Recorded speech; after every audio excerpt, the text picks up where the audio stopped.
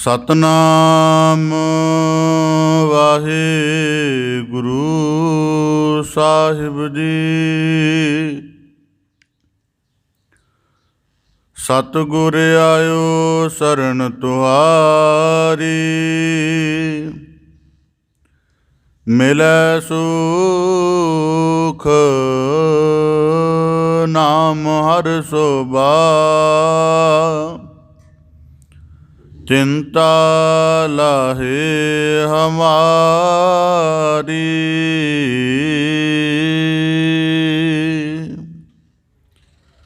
ਵਣਜ ਕਰਹੁ ਵਣਜਾਰਿਹੁ,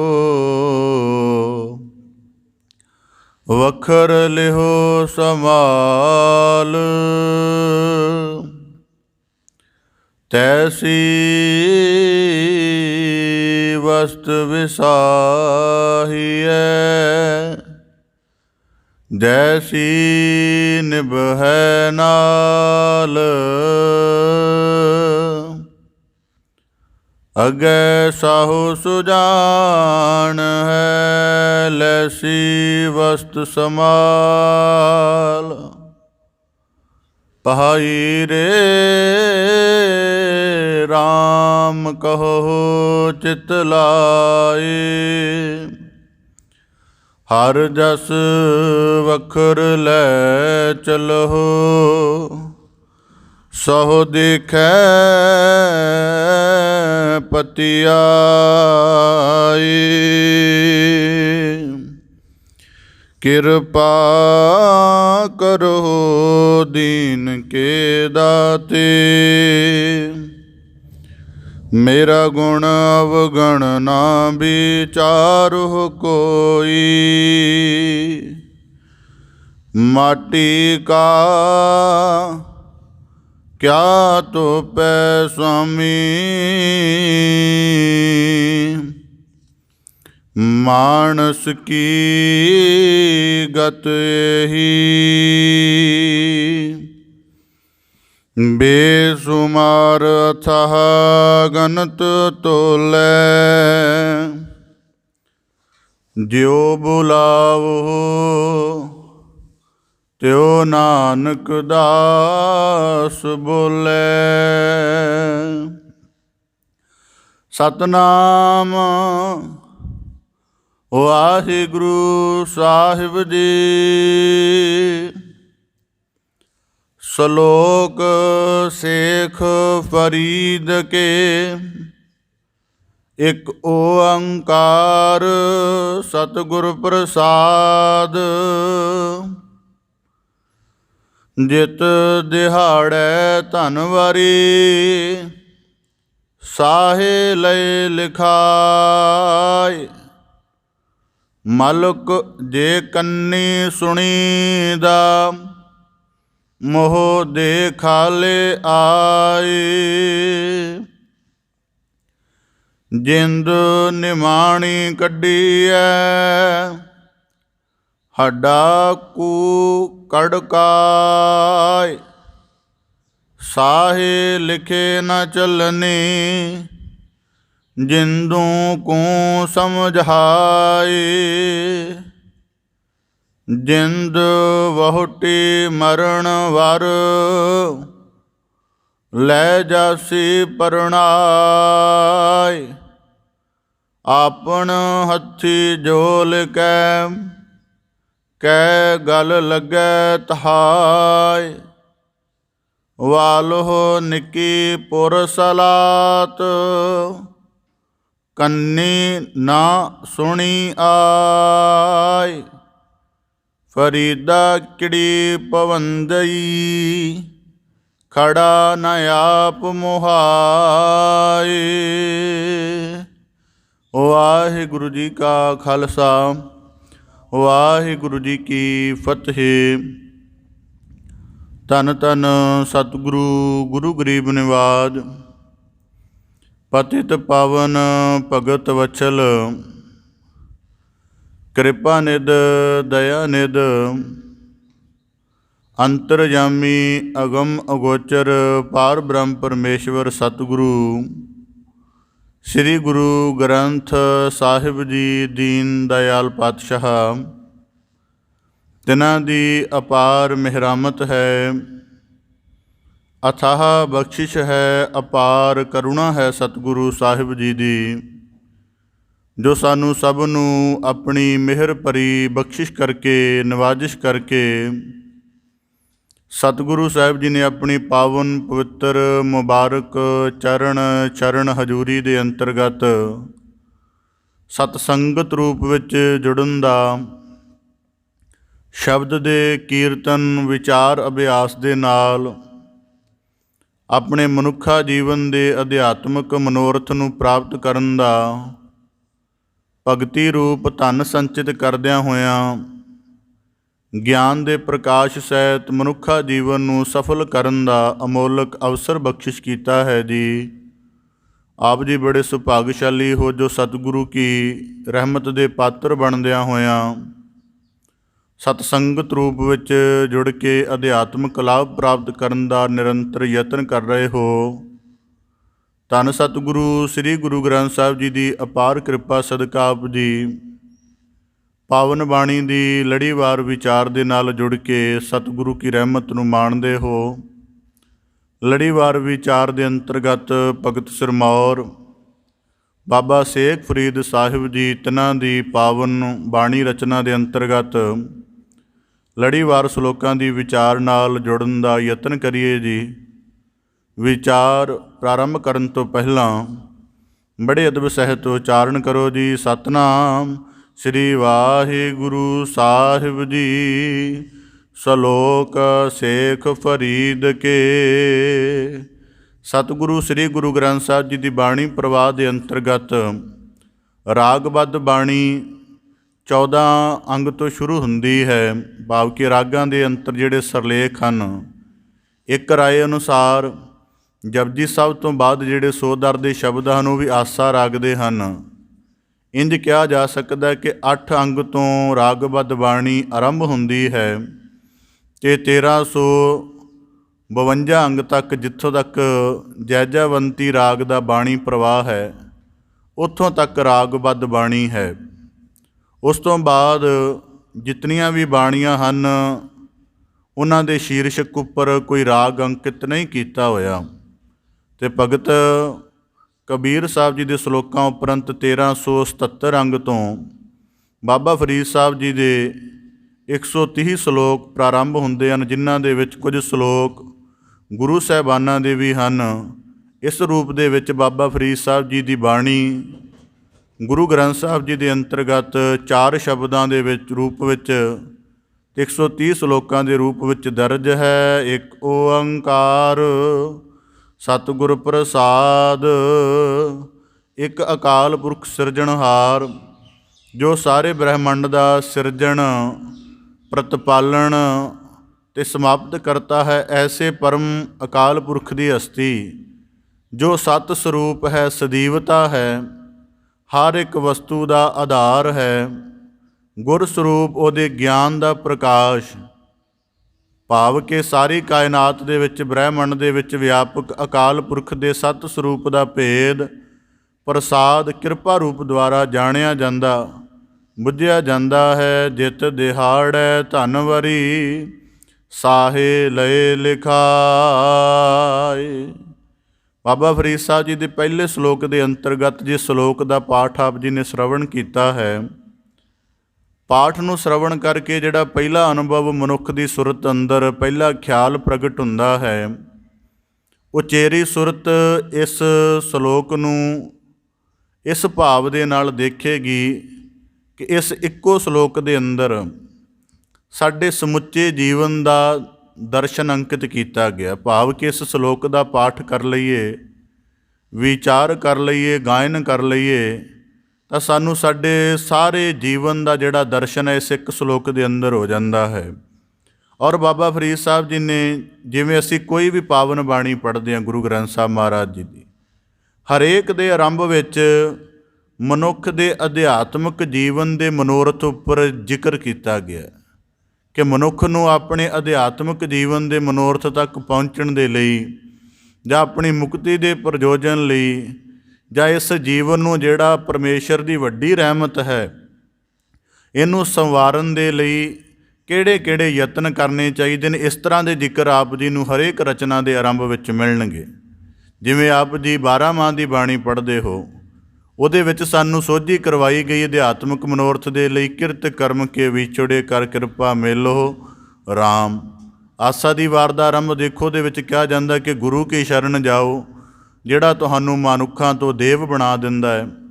ਗੁਰੂ ਤੇਗ ਬਹਾਦਰ ਸਾਹਿਬ ਜੀ ਦੇ ਸ਼ਲੋਕ ਪੜ੍ਹੋ, ਗੁਣ ਗੋਬਿੰਦ ਗਾਇਓ ਨਹੀਂ। ਮਤਲਬ ਹਰੇਕ ਮਹਾਂਪੁਰਖ ਦੀ ਜੋ ਬਾਣੀ ਰਚਨਾ ਹੈ, ਉਹਦੇ ਆਰੰਭ ਵਿੱਚ ਸਾਨੂੰ ਜੀਵਨ ਦੇ ਮਨੋਰਥ ਦੀ ਤਰਫ ਜੋੜਨ ਦੇ ਲਈ ਉਪਦੇਸ਼ ਅੰਕਿਤ ਹੈ। ਜਿਵੇਂ ਭਗਤ ਕਬੀਰ ਸਾਹਿਬ ਜੀ ਦਾ ਪ੍ਰਥਮ ਸ਼ਲੋਕ ਹੈ, ਕਬੀਰ ਮੇਰੀ ਸਿਮਰਨੀ ਰਸਨਾ ਉਪਰ ਰਾਮ।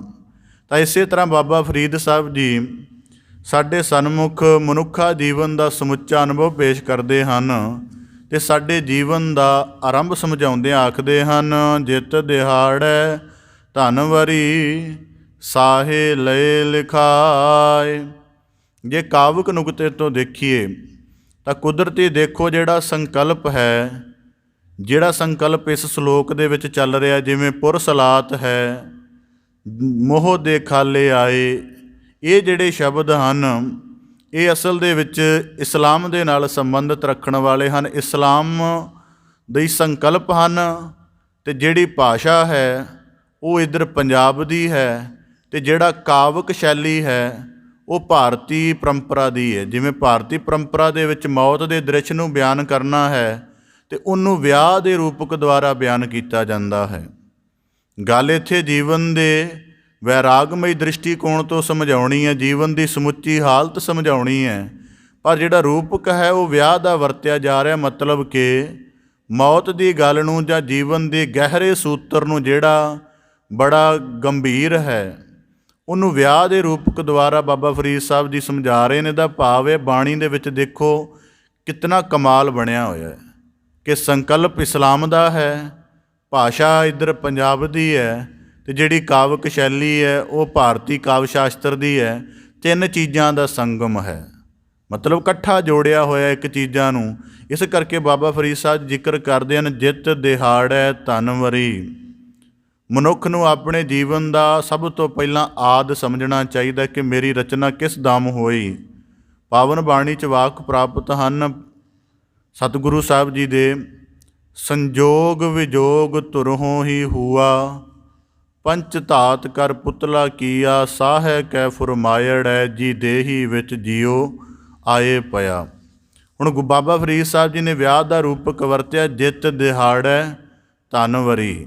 ਪਹਿਲੇ ਸਮਿਆਂ ਦੇ ਵਿੱਚ ਜਦ ਛੋਟੀ ਅਵਸਥਾ ਦੇ ਵਿੱਚ ਹੀ ਵਿਆਹ ਆਦਿਕ ਨਿਸ਼ਚਿਤ ਕਰ ਦਿੱਤੇ ਜਾਂਦੇ ਸਨ ਅਤੇ ਉਸ ਨੂੰ ਸਾਹਾ ਲਿਖਣਾ ਕਿਹਾ ਜਾਂਦਾ ਸੀ ਕਿ ਅੱਜ ਤੋਂ ਇੰਨੇ ਸਾਲ ਬਾਅਦ ਜਦ ਇਸ ਬੱਚੇ ਦੀ ਆਜੂ ਹੋ ਜਾਏਗੀ ਅਤੇ ਇਹ ਜਿਹੜੀ ਬੱਚੀ ਹੈ ਆਪਣੇ ਮਾਤਾ ਪਿਤਾ ਦਾ ਘਰ ਤਿਆਗ ਕੇ ਆਪਣੇ ਸਹੁਰੇ ਘਰ ਵਿੱਚ ਜਾਏਗੀ, ਉਦੋਂ ਤੱਕ ਜੀਵਨ ਦਾ ਜੋ ਕੁਝ ਮਰਜ਼ੀ ਕਰੇ, ਜੀਵਨ ਦੇ ਵਿੱਚ ਖਾ ਪੀ ਕੇ ਆਨੰਦ ਮਾਣੇ, ਜਿਹੜੀਆਂ ਮਰਜ਼ੀ ਆਪਣੇ ਮਨ ਦੀਆਂ ਇੱਛਾਵਾਂ ਨੂੰ ਅੰਜਾਮ ਦੇਵੇ ਅਤੇ ਆਪਣੇ ਮਾਤਾ ਪਿਤਾ ਦੇ ਘਰ ਰਹਿ ਕੇ ਜੋ ਮਰਜ਼ੀ ਜੀਵਨ ਦਾ ਹਰਸ਼ੋ ਹੁਲਾਸ ਮਾਣੇ। ਪਰ ਜਿਹੜਾ ਇਹਦਾ ਸਾਹਾ ਨਿਸ਼ਚਿਤ ਹੋ ਗਿਆ ਹੈ ਉਸ ਦਿਨ ਇਹਨੂੰ ਚੱਲਣਾ ਹੀ ਪੈਣਾ ਹੈ, ਭਾਵੇਂ ਇਹਦਾ ਆਪਣੇ ਮਾਤਾ ਪਿਤਾ ਦੇ ਘਰ ਨਾਲ, ਭਾਵੇਂ ਇਹਦੀਆਂ ਆਪਣੀਆਂ ਖੇਡਣ ਵਾਲੀਆਂ ਖਾਣ ਪੀਣ ਵਾਲੀਆਂ ਚੀਜ਼ਾਂ ਦੇ ਨਾਲ, ਜਾਂ ਆਪਣੇ ਜਿਹੜੇ ਸੰਗ ਸਾਥੀ ਹਨ ਮਾਤਾ ਪਿਤਾ ਦੇ ਘਰ ਵਿੱਚ ਰਹਿਣ ਵਾਲੇ ਭੈਣ ਭਰਾ, ਉਹਨਾਂ ਸਾਰਿਆਂ ਦੇ ਮੋਹ ਦੀਆਂ ਜਿਹੜੀਆਂ ਤੰਦਾਂ ਨੇ ਉਹਨਾਂ ਨੂੰ ਤੋੜ ਕੇ ਚੱਲਣਾ ਹੀ ਪਏਗਾ। ਇਹ ਵਿਆਹ ਦਾ ਸਿਲਸਿਲਾ ਹੈ। ਪਰ ਬਾਬਾ ਫਰੀਦ ਸਾਹਿਬ ਜੀ ਕਹਿੰਦੇ, ਜਿਤ ਦਿਹਾੜੈ ਧਨਵਰੀ। ਜਿਸ ਦਿਨ ਹੀ ਪਰਮੇਸ਼ਰ ਦੀ ਅੰਸ਼ ਆਤਮ ਰੂਪ ਹੋ ਕੇ ਇਸ ਸਰੀਰ ਅੰਦਰ ਪ੍ਰਵੇਸ਼ ਕੀਤੀ ਹੈ, ਧਨ ਭਾਵ ਕਿ ਜਿਹੜਾ ਆਤਮ ਹੈ, ਵਰੀ ਦਾ ਭਾਵ ਇਹ ਸਰੀਰ ਹੈ। ਇਸ ਕਰਕੇ ਸੂਫੀਆਂ ਨੇ ਜਿਹੜਾ ਹੈ ਬੜੇ ਕਮਾਲ ਦੇ ਸੰਕਲਪ ਬਣਾਏ ਨੇ।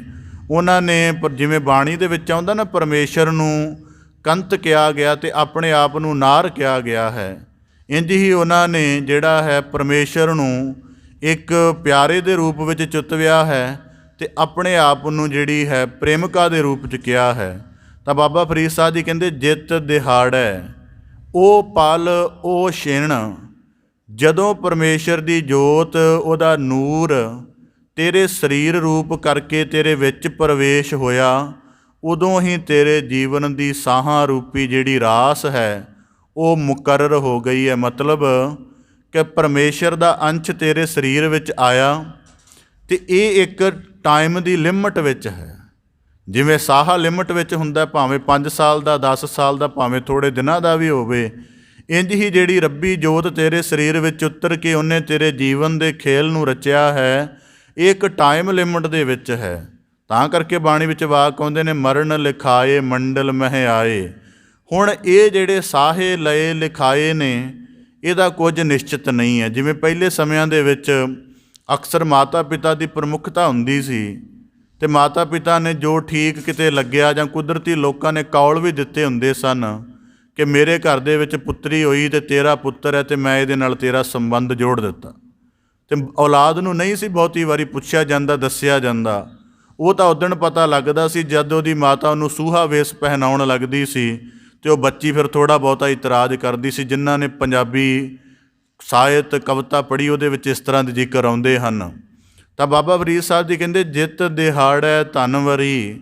ਹੁਣ ਸਾਨੂੰ ਇਹ ਨਹੀਂ ਪਤਾ ਕਿ ਕਿਸ ਦਮ ਜਿਹੜੇ ਸਾਡੇ ਹਨ ਪ੍ਰਾਣ ਜਦੋਂ ਇਸ ਸਰੀਰ ਵਿੱਚ ਉਤਰੇ, ਉਹ ਪਲ ਕਿਹੜਾ ਹੈ ਅਤੇ ਕਦੋਂ ਲਈ ਕਿੰਨੇ ਪ੍ਰਾਣ ਸਾਡੇ ਜੀਵਨ ਦੇ ਨਿਸ਼ਚਿਤ ਕਰ ਦਿੱਤੇ ਹਨ, ਇਹ ਸਾਨੂੰ ਮਾਲੂਮ ਨਹੀਂ। ਜਦ ਕਿ ਵਰਤਮਾਨ ਸਮੇਂ ਦੇ ਵਿੱਚ ਬੱਚੀ ਨੂੰ ਤਾਂ ਪਤਾ ਲੱਗ ਜਾਂਦਾ ਕਿ ਅੱਜ ਵਿਆਹ ਦੀ ਤਰੀਕ ਮੁਕਰਰ ਹੋ ਗਈ ਹੈ ਅਤੇ ਜਿਸ ਦਿਨ ਉਹ ਤਰੀਕ ਆਏਗੀ ਚੱਲਣਾ ਪਏਗਾ। ਪਰ ਮਨੁੱਖੀ ਜੀਵਨ ਦੇ ਮਸਲੇ 'ਚ ਇਸ ਗੱਲ ਦਾ ਭੇਦ ਬਹੁਤ ਉੱਤਮ ਪੁਰਖਾਂ ਨੂੰ, ਜਿਹੜੇ ਰੱਬੀ ਰੂਪ ਅਭੇਦ ਹੋ ਗਏ ਹਨ, ਉਹਨਾਂ ਨੂੰ ਲੱਗਦਾ। ਤਾਂ ਬਾਬਾ ਫਰੀਦ ਸਾਹਿਬ ਜੀ ਕਹਿੰਦੇ, ਮਨੁੱਖ ਆਪਣੇ ਜੀਵਨ ਦਾ ਪਹਿਲਾ ਨੁਕਤਾ ਸਮਝ ਕੇ ਤੇਰੇ ਜੀਵਨ ਦੀ ਜਿੰਨੀ ਵੀ ਰਾਸ ਹੈ, ਤੇਰੇ ਜੀਵਨ ਦੇ ਪ੍ਰਾਣਾਂ ਦੀ ਜਿੰਨੀ ਵੀ ਔਧ ਹੈ, ਉਹ ਇੱਕ ਲਿਮਟ ਦੇ ਵਿੱਚ ਲਿਖੀ ਗਈ। ਇਸ ਕਰਕੇ ਸਾਹੇ ਲਏ ਲਿਖਾਏ। ਔਰ ਤੈਨੂੰ ਜੀਵਨ ਮਿਲਿਆ ਵੀ ਤਾਂ ਹੈ, ਤੈਨੂੰ ਮਿਲਿਆ ਵੀ ਜੀਵਨ ਤਾਂ ਹੈ ਕਿ ਪਹਿਲਾਂ ਤੂੰ ਇਸ ਗੱਲ ਦੇ ਨਾਲ ਰਾਜ਼ੀ ਹੋਇਆ ਹੈ ਕਿ ਤੇਰਾ ਜੀਵਨ ਜਿਹੜਾ ਹੈ ਉਹ ਕਾਲ ਦੇ ਮੌਤ ਦੇ ਚੱਕਰ ਦੇ ਵਿੱਚ ਚੱਲੇਗਾ। ਇਸ ਕਰਕੇ ਬਾਣੀ ਚਾਹੁੰਦਾ, ਮਰਨ ਲਿਖਾਏ ਮੰਡਲ ਮੈਂ ਆਏ। ਕਿ ਠੀਕ ਹੈ ਕਿ ਇੱਕ ਬੱਚੀ ਆਪਣੇ ਮਾਤਾ ਪਿਤਾ ਦੇ ਘਰ ਬੜੇ ਆਨੰਦ ਮਾਣਦੀ ਹੈ, ਪਰ ਇਹਦੇ ਆਨੰਦਾਂ ਦਾ ਜਾਂ ਇਹਦੇ ਸਾਰੇ ਤਰ੍ਹਾਂ ਦੇ ਕੌਤਕਾਂ ਦਾ ਇੱਕ ਸਿਲਾ ਇਹ ਵੀ ਹੈ ਕਿ ਇਹਨਾਂ ਸਾਰਿਆਂ ਨੂੰ ਇੱਕ ਵਿਯੋਗ ਦੀ ਸਥਿਤੀ ਵਿੱਚ ਵੀ ਭੁਗਤਣਾ ਪਏਗਾ। ਬਾਬਾ ਫਰੀਦ ਸਾਹਿਬ ਜੀ ਕਿੰਨਾ ਸੂਖਮ ਅਨੁਭਵ ਰੱਖਦੇ ਹਨ ਕਿ ਜੇ ਸਾਡੇ ਪ੍ਰਾਣ ਨਿਸ਼ਚਿਤ ਹਨ ਤਾਂ ਇਹ ਸਾਡੀ ਰਜ਼ਾ ਦੇ ਨਾਲ ਹਨ। ਜੇ ਬੰਦੇ ਦੀ ਰਜ਼ਾ ਨਾ ਹੋਵੇ ਤਾਂ ਬੰਦਾ ਕਦੀ ਵੀ ਜ਼ਿੰਦਗੀ ਦਾ, ਦੇਖੋ 100 ਸਾਲ ਦੀ ਆਜੂ ਵਾਲਾ ਵੀ ਬੰਦਾ ਕਹਿੰਦਾ 200 ਸਾਲ ਮਿਲ ਜਾਏ, 200 ਸਾਲ ਵਾਲਾ ਕਹਿੰਦਾ 400 ਸਾਲ ਮਿਲ ਜਾਏ। ਪਰ ਅਸੀਂ ਆਪਣੀ ਜਿਹੜੀ ਹੁਕਮ ਰੂਪ ਖੇਡ ਹੈ ਉਹਦੇ ਵਿੱਚ ਸਾਡੀ ਇੱਕ ਰਜ਼ਾ ਸ਼ਾਮਲ ਹੈ, ਜਿਹਨੂੰ ਅਸੀਂ ਕਹਿੰਦੇ ਨਾ ਕਿ ਹੁਕਮਾ ਟਲ ਰਹਿੰਦਾ ਹੈ। ਤਾਂ ਬਾਬਾ ਫਰੀਦ ਸਾਹਿਬ ਜੀ ਕਹਿੰਦੇ, ਜਿੱਤ ਦਿਹਾੜੈ ਧਨਵਰੀ ਸਾਹੇ ਲਏ ਲਿਖਾਏ।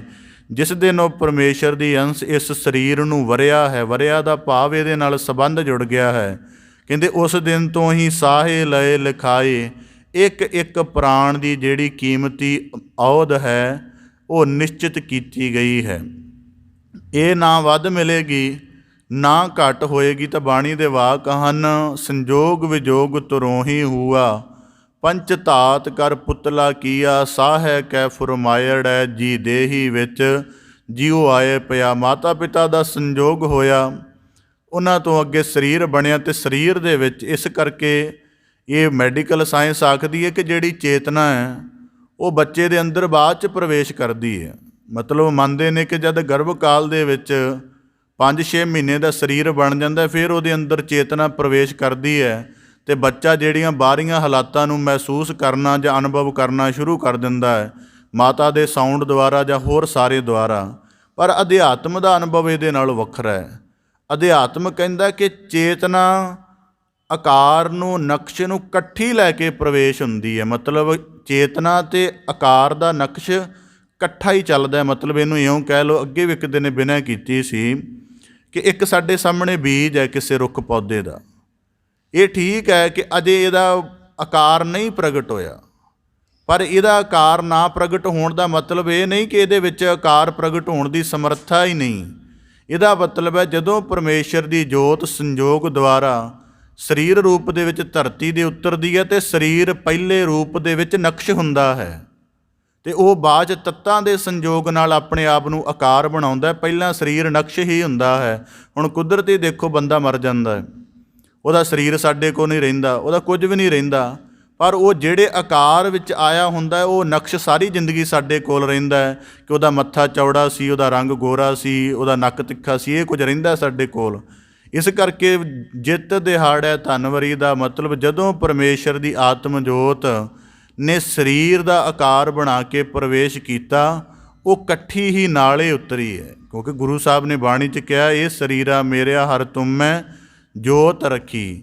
ਹੁਣ ਕੁਦਰਤੀ ਹੈ ਕਿ ਅੱਜ ਰੁੱਖ ਨੂੰ ਕੁਦਰਤੀ ਅਸੀਂ ਰੁੱਖ ਦੇਖਦੇ ਹਾਂ ਤਾਂ ਸਾਨੂੰ ਕਦੇ ਕਲਪਨਾ ਆਈ ਹੈ ਕਿ ਇਹਦਾ ਪਹਿਲਾ ਬੀਜ ਕਿਹੋ ਜਿਹਾ ਹੋਏਗਾ? ਨਹੀਂ, ਕਲਪਨਾ ਹੀ ਨਹੀਂ ਆਉਂਦੀ। ਇਸ ਕਰਕੇ ਅਸੀਂ ਮਨੁੱਖ ਦੇਖ ਲੈਂਦੇ ਹਾਂ, ਉਹਦੀ ਬੁੱਧੀ ਬਾਰੇ ਜਾਣ ਲੈਂਦੇ ਹਾਂ, ਉਹਦੇ ਮਨ ਬਾਰੇ ਜਾਣ ਲੈਂਦੇ ਹਾਂ, ਸੁਭਾਅ ਬਾਰੇ ਜਾਣ ਲੈਂਦੇ ਹਾਂ, ਉਹਦੇ ਪ੍ਰਾਣਾਂ ਬਾਰੇ ਜਾਣ ਲੈਂਦੇ ਹਾਂ, ਪਰ ਕਦੇ ਸਾਨੂੰ ਖਿਆਲ ਆਏ ਇਸ ਸਾਰੇ ਕੁਝ ਨੂੰ ਚਲਾਉਣ ਵਾਲਾ ਕੇਂਦਰੀ ਨੁਕਤਾ ਕਿਹੜਾ ਹੈ? ਇਸ ਕਰਕੇ ਬਾਬਾ ਫਰੀਦ ਸਾਹਿਬ ਜੀ ਕਹਿੰਦੇ, ਜਿੱਤ ਦਿਹਾੜੈ ਧਨਵਰੀ ਸਾਹੇ ਲਏ ਲਿਖਾਏ। ਤੇਰਾ ਜਨਮ ਉਦਣ ਨਹੀਂ ਆਰੰਭ ਹੋਇਆ ਜਿੱਦਣ ਤੂੰ ਦੁਨੀਆ ਵਿੱਚ ਆਇਆ, ਤੇਰਾ ਦਿਨ ਉਦਣ ਹੀ ਆਰੰਭ ਹੈ। ਹੁਣ ਅਸੀਂ ਜਿੰਨੇ ਆਪਣੇ ਜਨਮ ਦਿਨ ਮਨਾਉਂਦੇ ਹਾਂ, ਅਸੀਂ ਉਹੀ ਤਰੀਕ ਨਿਸ਼ਚਿਤ ਕੀਤੀ ਹੈ ਜਿੱਦਣ ਅਸੀਂ ਸੰਸਾਰ ਵਿੱਚ ਆ ਗਏ, ਗਰਭ ਮੰਡਲ ਤੋਂ ਬਾਹਰ ਆ ਕੇ, ਉਹਨੂੰ ਆਪਣੀ ਜਨਮ ਤਰੀਕ ਮੰਨਿਆ ਹੋਇਆ ਹੈ। ਮੈਡੀਕਲ ਸਾਇੰਸ ਵੀ ਕਿੰਨਾ ਯਤਨ ਕਰ ਸਕਦੀ, ਪਰ ਉਸ ਛਿਣ ਨੂੰ ਨਿਸ਼ਚਿਤ ਨਹੀਂ ਕਰ ਸਕਦੀ ਜਦੋਂ ਬੰਦੇ ਦੇ ਅੰਦਰ ਪਰਮੇਸ਼ਰ ਦੀ ਆਤਮ ਜੋਤ ਨੇ ਪ੍ਰਵੇਸ਼ ਕੀਤਾ। ਉਹਨਾਂ ਨੂੰ ਕੁਝ ਦਿਨਾਂ ਬਾਅਦ ਪਤਾ ਲੱਗਦਾ ਹੈ ਆਪਣੀ ਮੈਡੀਕਲ ਪ੍ਰੀਖਣ ਕਰਕੇ ਕਿ ਅੱਜ ਇਹਦੇ ਅੰਦਰ ਜਿਹੜਾ ਜੀਵਨ ਦਾ ਸਿਲਸਿਲਾ ਸ਼ੁਰੂ ਹੋ ਗਿਆ। ਤਾਂ ਬਾਬਾ ਫਰੀਦ ਸਾਹਿਬ ਜੀ ਕਹਿੰਦੇ, ਜਿੱਤ ਦਿਹਾੜੈ ਧਨਵਰੀ, ਜਿਸ ਪਲ 'ਤੇ ਮਨੁੱਖ ਤੇਰੀ ਰਚਨਾ ਜਿਹੜੀ ਹੈ ਉਹ ਆਰੰਭ ਹੋਣੀ ਸ਼ੁਰੂ ਹੋਈ ਅਤੇ ਤੇਰੇ ਸਰੀਰ ਦਾ ਆਕਾਰ ਬਣਨਾ ਸ਼ੁਰੂ ਹੋਇਆ ਸੀ। ਮਲਕ ਜੇ ਕੰਨੀ ਸੁਣੀ ਦਾ ਮੋਹ ਦੇ ਖਾਲੇ ਆਏ। ਹੁਣ ਮਨੁੱਖ ਪ੍ਰਾਣਾਂ ਦੀ ਕੀਮਤੀ ਅਹੁਦ ਲੈ ਕੇ, ਕਾਇਆ ਦਾ ਦੁਰਲੱਭ ਆਕਾਰ ਲੈ ਕੇ ਅਤੇ ਮਨੁੱਖਾ ਜੀਵਨ ਦਾ ਅਮੋਲਕ ਅਵਸਰ ਲੈ ਕੇ, ਸੰਸਾਰ ਦੀਆਂ ਸਾਰੀਆਂ ਜਿਹੜੀਆਂ ਵਸਤਾਂ ਨੇ ਉਹਨਾਂ ਦੇ ਵਰਤੋਂ ਪੂਰਨ ਚੰਗੇ ਸੰਬੰਧ ਲੈ ਕੇ ਸੰਸਾਰ ਵਿੱਚ ਪੈਦਾ ਹੁੰਦਾ ਹੈ। ਅਤੇ ਜਦੋਂ ਜੀਵਨ ਦੇ ਨਾਲ ਵਾਹ ਬਸਤਾ ਹੁੰਦਾ ਹੈ, ਜੀਵਨ ਦੇ ਨਾਲ ਵਾਹ ਬਸਤਾ ਹੋਣ ਦਾ ਮਤਲਬ ਦੇਖਦਾ ਹੈ ਕਿ ਇਹਨਾਂ ਨੇਤਰਾਂ ਦੇ ਨਾਲ ਕਿੰਨਾ ਕੁਝ ਦੇਖਿਆ ਜਾ ਸਕਦਾ ਹੈ। ਉਹਨੂੰ ਆਪਣੀ ਜ਼ੁਬਾਨ ਦੀ ਭਾਸ਼ਾ ਦਾ ਬੋਲਣ ਦਾ ਪਤਾ ਲੱਗਦਾ ਹੈ, ਆਪਣੇ ਅਹਿਸਾਸਾਂ ਦਾ ਪਤਾ ਲੱਗਦਾ ਹੈ, ਆਪਣੀ ਬੁੱਧੀ ਦੇ ਤਾਣ ਦਾ ਪਤਾ ਲੱਗਦਾ ਹੈ, ਅਤੇ ਆਲੇ ਦੁਆਲੇ 'ਚ ਜੋ ਕੁਝ ਉਹ ਵਰਤੋਂ ਕਰ ਰਿਹਾ, ਚਾਹੇ ਸੰਬੰਧ ਨੇ, ਚਾਹੇ ਪਦਾਰਥ ਨੇ, ਚਾਹੇ ਕੁਝ ਹੋਰ ਵੀ ਹੈ, ਜਿਉਂ-ਜਿਉਂ ਉਹਦਾ ਗਿਆਨ ਬਣਦਾ ਉਵੇਂ-ਉਵੇਂ ਬੰਦਾ ਉਹਨਾਂ ਦੇ ਨਾਲ ਜੁੜਦਾ ਜਾਂਦਾ ਹੈ ਅਤੇ ਉਹਨਾਂ ਨੂੰ ਆਪਣਾ ਮੰਨਣਾ ਤਸਲੀਮ ਕਰਨ ਲੱਗ ਪੈਂਦਾ ਹੈ। ਅਤੇ ਇਸ ਮੰਨਣ ਦੇ ਵਿੱਚ ਜੀਵਨ ਦੀ ਅਸਲ ਅਸਲੀਅਤ ਨੂੰ ਵਿਸਾਰ ਦਿੰਦਾ ਹੈ ਕਿ ਸਾਹੇ ਲਏ ਲਿਖਾਏ। ਤੇਰੇ ਜੀਵਨ ਦੀ ਨਿਸ਼ਚਿਤ ਹੈ। ਹੁਣ ਕੁਦਰਤੀ ਹੈ ਜਦੋਂ ਇਹਨੂੰ ਉਸ ਮਰੂਪਕ ਦੁਆਰਾ ਵੀ ਸਮਝਦੇ ਰਹੋ ਨਾਲ ਨਾਲ ਕਿ ਜਦ ਜਿਹੜੀ ਬੱਚੀ ਦਾ ਨਿਸ਼ਚਿਤ ਹੋ ਜਾਂਦਾ ਸੀ ਸਾਹਾ, ਤਾਂ ਉਹਦੀ ਮਾਤਾ ਜਦੋਂ ਉਹਨੂੰ ਪਤਾ ਸੀ ਕਿ ਹੁਣ ਫਲਾਣੇ ਸਾਲ ਦੇ ਵਿੱਚ ਜਾਂ ਫਲਾਣੇ ਮਹੀਨੇ 'ਚ ਇਹਨੇ ਚਲੀ ਜਾਣਾ ਹੈ, ਤਾਂ ਉਹ ਕੁਦਰਤੀ ਉਹਦੀ ਬਚਪਨ ਅਵਸਥਾ ਪੂਰੀ ਹੋਣ ਤੋਂ ਬਾਅਦ ਉਹਨੂੰ ਉਸ ਤਰ੍ਹਾਂ ਦੇ ਕੰਮ ਸਿਖਾਉਣਾ ਸ਼ੁਰੂ ਕਰ ਦਿੰਦੀ ਸੀ। ਚਲੋ ਹੁਣ ਤਾਂ ਉਹ ਯੁੱਗ ਹੀ ਬਦਲ ਗਏ ਨੇ। ਉਹਨਾਂ ਸਮਿਆਂ ਦੇ ਵਿੱਚ ਉਹ ਫਿਰ ਉਹਨੂੰ ਰਸੋਈ ਦੇ ਕੰਮਾਂ ਵੱਲ, ਕੁਝ ਉੱਤਣ ਕੱਤਣ ਦੇ ਜਿਹੜੇ ਕੰਮ ਸਨ ਉਹਨਾਂ ਵੱਲ ਲਗਾਉਣ ਲੱਗ ਪੈਂਦੀ ਸੀ। ਤਾਂ ਬੱਚੀ ਨੂੰ ਸਮਝ ਨਹੀਂ ਸੀ ਆਉਂਦਾ ਕਿ ਮੇਰੇ ਜਿਹੜੇ ਜੀਵਨ ਦੇ ਹੱਸਣ ਖੇਡਣ ਦੇ ਪਲ ਨੇ, ਇਹ ਇੱਕਦਮ ਇਹਨੇ ਕੰਮ 'ਚ ਕਿਉਂ ਪਾ ਦਿੱਤੇ ਨੇ। ਉਹਨੂੰ ਨਹੀਂ ਸੀ ਪਤਾ ਹੁੰਦਾ ਕਿ ਇਹ ਇਸ ਕਰਕੇ ਹੋ ਰਿਹਾ ਕਿ ਮੇਰਾ ਕੁਝ ਦਿਨਾਂ ਬਾਅਦ ਇੱਥੋਂ, ਕੁਝ ਸਮੇਂ ਬਾਅਦ ਇੱਥੋਂ ਚੱਲਣਾ ਨਿਸ਼ਚਿਤ ਹੈ। ਤਾਂ ਬਾਬਾ ਫਰੀਦ ਸਾਹਿਬ ਜੀ ਕਹਿੰਦੇ, ਜੀਵਨ ਦੇ ਬਾਹਰੀ ਤਲ 'ਤੇ ਭਰਮਿਆ ਹੋਇਆ ਮਨੁੱਖ ਜਿਹੜਾ ਸਮਝਦਾ ਹੈ ਕਿ ਅੱਜ ਮੈਨੂੰ ਸੰਬੰਧਾਂ ਦਾ ਸਵਾਦ ਆ ਰਿਹਾ ਅਤੇ ਸ਼ਾਇਦ ਇਹ ਸੰਬੰਧ ਮੈਨੂੰ ਸਦਾ ਹੀ ਮਾਨਣ ਨੂੰ ਮਿਲਣ। ਅੱਜ ਪਦਾਰਥ ਮੇਰੇ ਜੀਵਨ ਦੇ ਵਿੱਚ ਤਰ੍ਹਾਂ ਤਰ੍ਹਾਂ ਦੇ ਰਸ ਦੇ ਰਹੇ ਹਨ, ਕੀ ਇਹ ਪਦਾਰਥ ਮੈਨੂੰ ਸਦਾ ਹੀ ਮਿਲਣਗੇ? ਅੱਜ ਜਿਹੜੀਆਂ ਬੇਪਰਵਾਹੀਆਂ ਇਸ ਜੀਵਨ ਦੇ ਵਿੱਚ ਜੋਬਨ ਅਵਸਥਾ ਵਿੱਚ ਮਿਲੀਆਂ ਨੇ, ਇਹ ਮੇਰੀਆਂ ਸਾਰੇ ਜੀਵਨ ਹੀ ਬਣੀਆਂ ਰਹਿਣ। ਬਾਬਾ ਫਰੀਦ ਸਾਹਿਬ ਜੀ ਕਹਿੰਦੇ, ਇਸ ਤਰ੍ਹਾਂ ਦਾ ਭਰਮ ਪੈਣ ਕਰਕੇ ਬੰਦਾ ਸਾਹੇ ਲਏ ਲਿਖਾਏ ਦੀ ਅਸਲੀਅਤ ਨੂੰ ਵਿਸਾਰ ਦਿੰਦਾ ਹੈ ਅਤੇ ਇਸ ਹਾਲਤ 'ਤੇ ਪਹੁੰਚ ਜਾਂਦਾ ਹੈ ਕਿ ਉਹਨੂੰ ਆਪਣਾ ਜੀਵਨ ਦਾ ਅੰਤਮ ਪਲ ਯਾਦ ਨਹੀਂ ਰਹਿੰਦਾ। ਇਸ ਕਰਕੇ ਬਾਬਾ ਫਰੀਦ ਸਾਹਿਬ ਜੀ ਚੇਤੰਨ ਕਰਦੇ ਹਨ, ਮਲਕ ਜੇ ਕੰਨੀ ਸੁਣੀਂਦਾ। ਜਿਵੇਂ ਇਹਨੂੰ ਕਹਿ ਲਓ ਕਿ ਇੱਕ ਮਾਤਾ ਆਪਣੀ ਬੱਚੀ ਨੂੰ ਸਮਝਾ ਰਹੀ ਹੈ ਕਿ ਜੇ ਤੇਰੀ ਸਹੇਲੀ ਅੱਜ ਤੋਂ ਸਾਲ ਪਹਿਲਾਂ ਉਹਦਾ ਸਾਹਾ ਨਿਸ਼ਚਿਤ ਸੀ, ਉਹਨੂੰ ਚੱਲਣਾ ਪੈ ਗਿਆ ਹੈ, ਤੇ ਇੰਜ ਗੁਰਮੁਖ ਸਹੇਲੀਆਂ ਦੇ ਰੂਪ ਵਿੱਚ ਬਾਬਾ ਫਰੀਦ ਸਾਹਿਬ ਜੀ ਵੀ ਸਾਨੂੰ ਸਮਝਾ ਰਹੇ ਹਨ ਕਿ ਜਿਵੇਂ ਤੇਰੇ ਪੜੋਸੀ ਉੱਠ ਗਏ ਨੇ, ਜਾਂ ਬਾਬਾ ਫਰੀਦ ਸਾਹਿਬ ਜੀ ਦੇ ਸਲੋਕਾਂ 'ਚ ਜ਼ਿਕਰ ਆਉਂਦਾ, ਕਿੱਥੇ ਤੈਂਡੇ ਮਾਪਿਆਂ ਜਿੰਨੀ ਤੂੰ ਜਣਿਓ ਹੈ, ਕਿ ਦੇਖ ਜਿਹੜੀ ਆਤਮ ਜੋਤ ਸੀ ਇਸ ਸਰੀਰ ਵਿੱਚ ਪ੍ਰਵੇਸ਼ ਹੋਈ ਸਾਹਾਂ ਦੀ ਨਿਸ਼ਚਿਤ ਅਹੁਦ ਲੈ ਕੇ, ਜਦੋਂ ਨਿਸ਼ਚਿਤ ਅਹੁਦ ਪੂਰੀ ਹੋ ਗਈ ਉਹ ਆਤਮ ਜੋਤ ਇਹਦੇ ਵਿੱਚੋਂ ਚੱਲ ਪਈ ਅਤੇ ਸਰੀਰ ਇਕੱਲਾ ਰਹਿ ਗਿਆ। ਇਸ ਕਰਕੇ ਆਖਦੇ ਬਾਬਾ ਫਰੀਦ ਸਾਹਿਬ ਜੀ ਕਿ ਜਿਹੜੀ ਮੌਤ ਦਾ ਫਰਿਸ਼ਤਾ ਹੋਣਾ, ਮਲਕ ਜੇ ਕੰਨੀ ਸੁਣੀ ਦਾ, ਇਹ ਇਸਲਾਮੀ ਸੰਕਲਪ ਹੈ।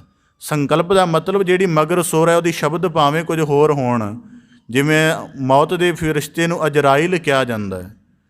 ਬਾਣੀ ਦੇ ਵਿੱਚ ਵਾਕ ਆਉਂਦਾ ਹੈ, ਨਾਨਕ ਆਖੈ ਰੇ ਮਨਾ ਸੁਣੀਐ ਸਿੱਖ ਸਹੀ, ਲੇਖਾ ਰੱਬ ਮੰਗੇਸੀਆ ਬੈਠਾ ਕੱਢ ਵਹੀ, ਤਲਬਾ ਪੌਸਨ ਆਕੀਆ ਬਾਕੀ ਜਿਨਾ ਰਹੀ, ਅਜਰਾਈਲ ਫਰੇਸਤਾ ਹੋਸੀ ਆਏ ਤਈ।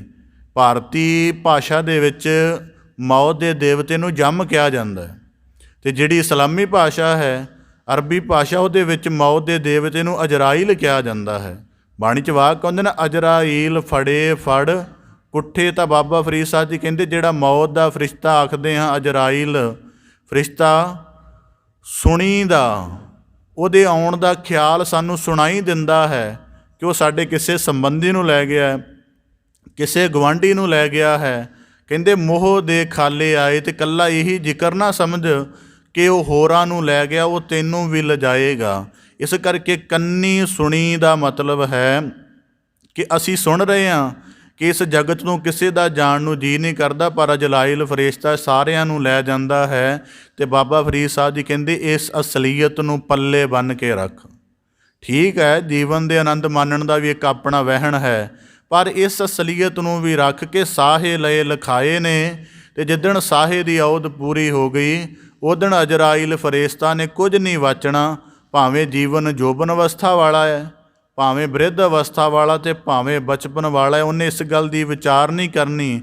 ਜਿੰਨੇ ਸ਼ਾਹੇ ਨਿਸ਼ਚਿਤ ਹਨ, ਉਸ ਤੋਂ ਬਾਅਦ ਅਜਰਾਈਲ ਫਰਿਸ਼ਤਾ ਨੇ, ਮੌਤ ਦੇ ਫਰਿਸ਼ਤੇ ਨੇ, ਪਰਮੇਸ਼ਰ ਦੇ ਜੋਤ ਰੂਪ ਨੂੰ, ਆਤਮਾ ਨੂੰ ਇਸ ਸਰੀਰ ਵਿੱਚੋਂ ਕੱਢ ਕੇ ਲੈ ਜਾਣਾ। ਅਤੇ ਬਾਬਾ ਫਰੀਦ ਸਾਹਿਬ ਜੀ ਕਹਿੰਦੇ ਮੋਹ ਦੇ ਖਾਲੇ ਆਏ।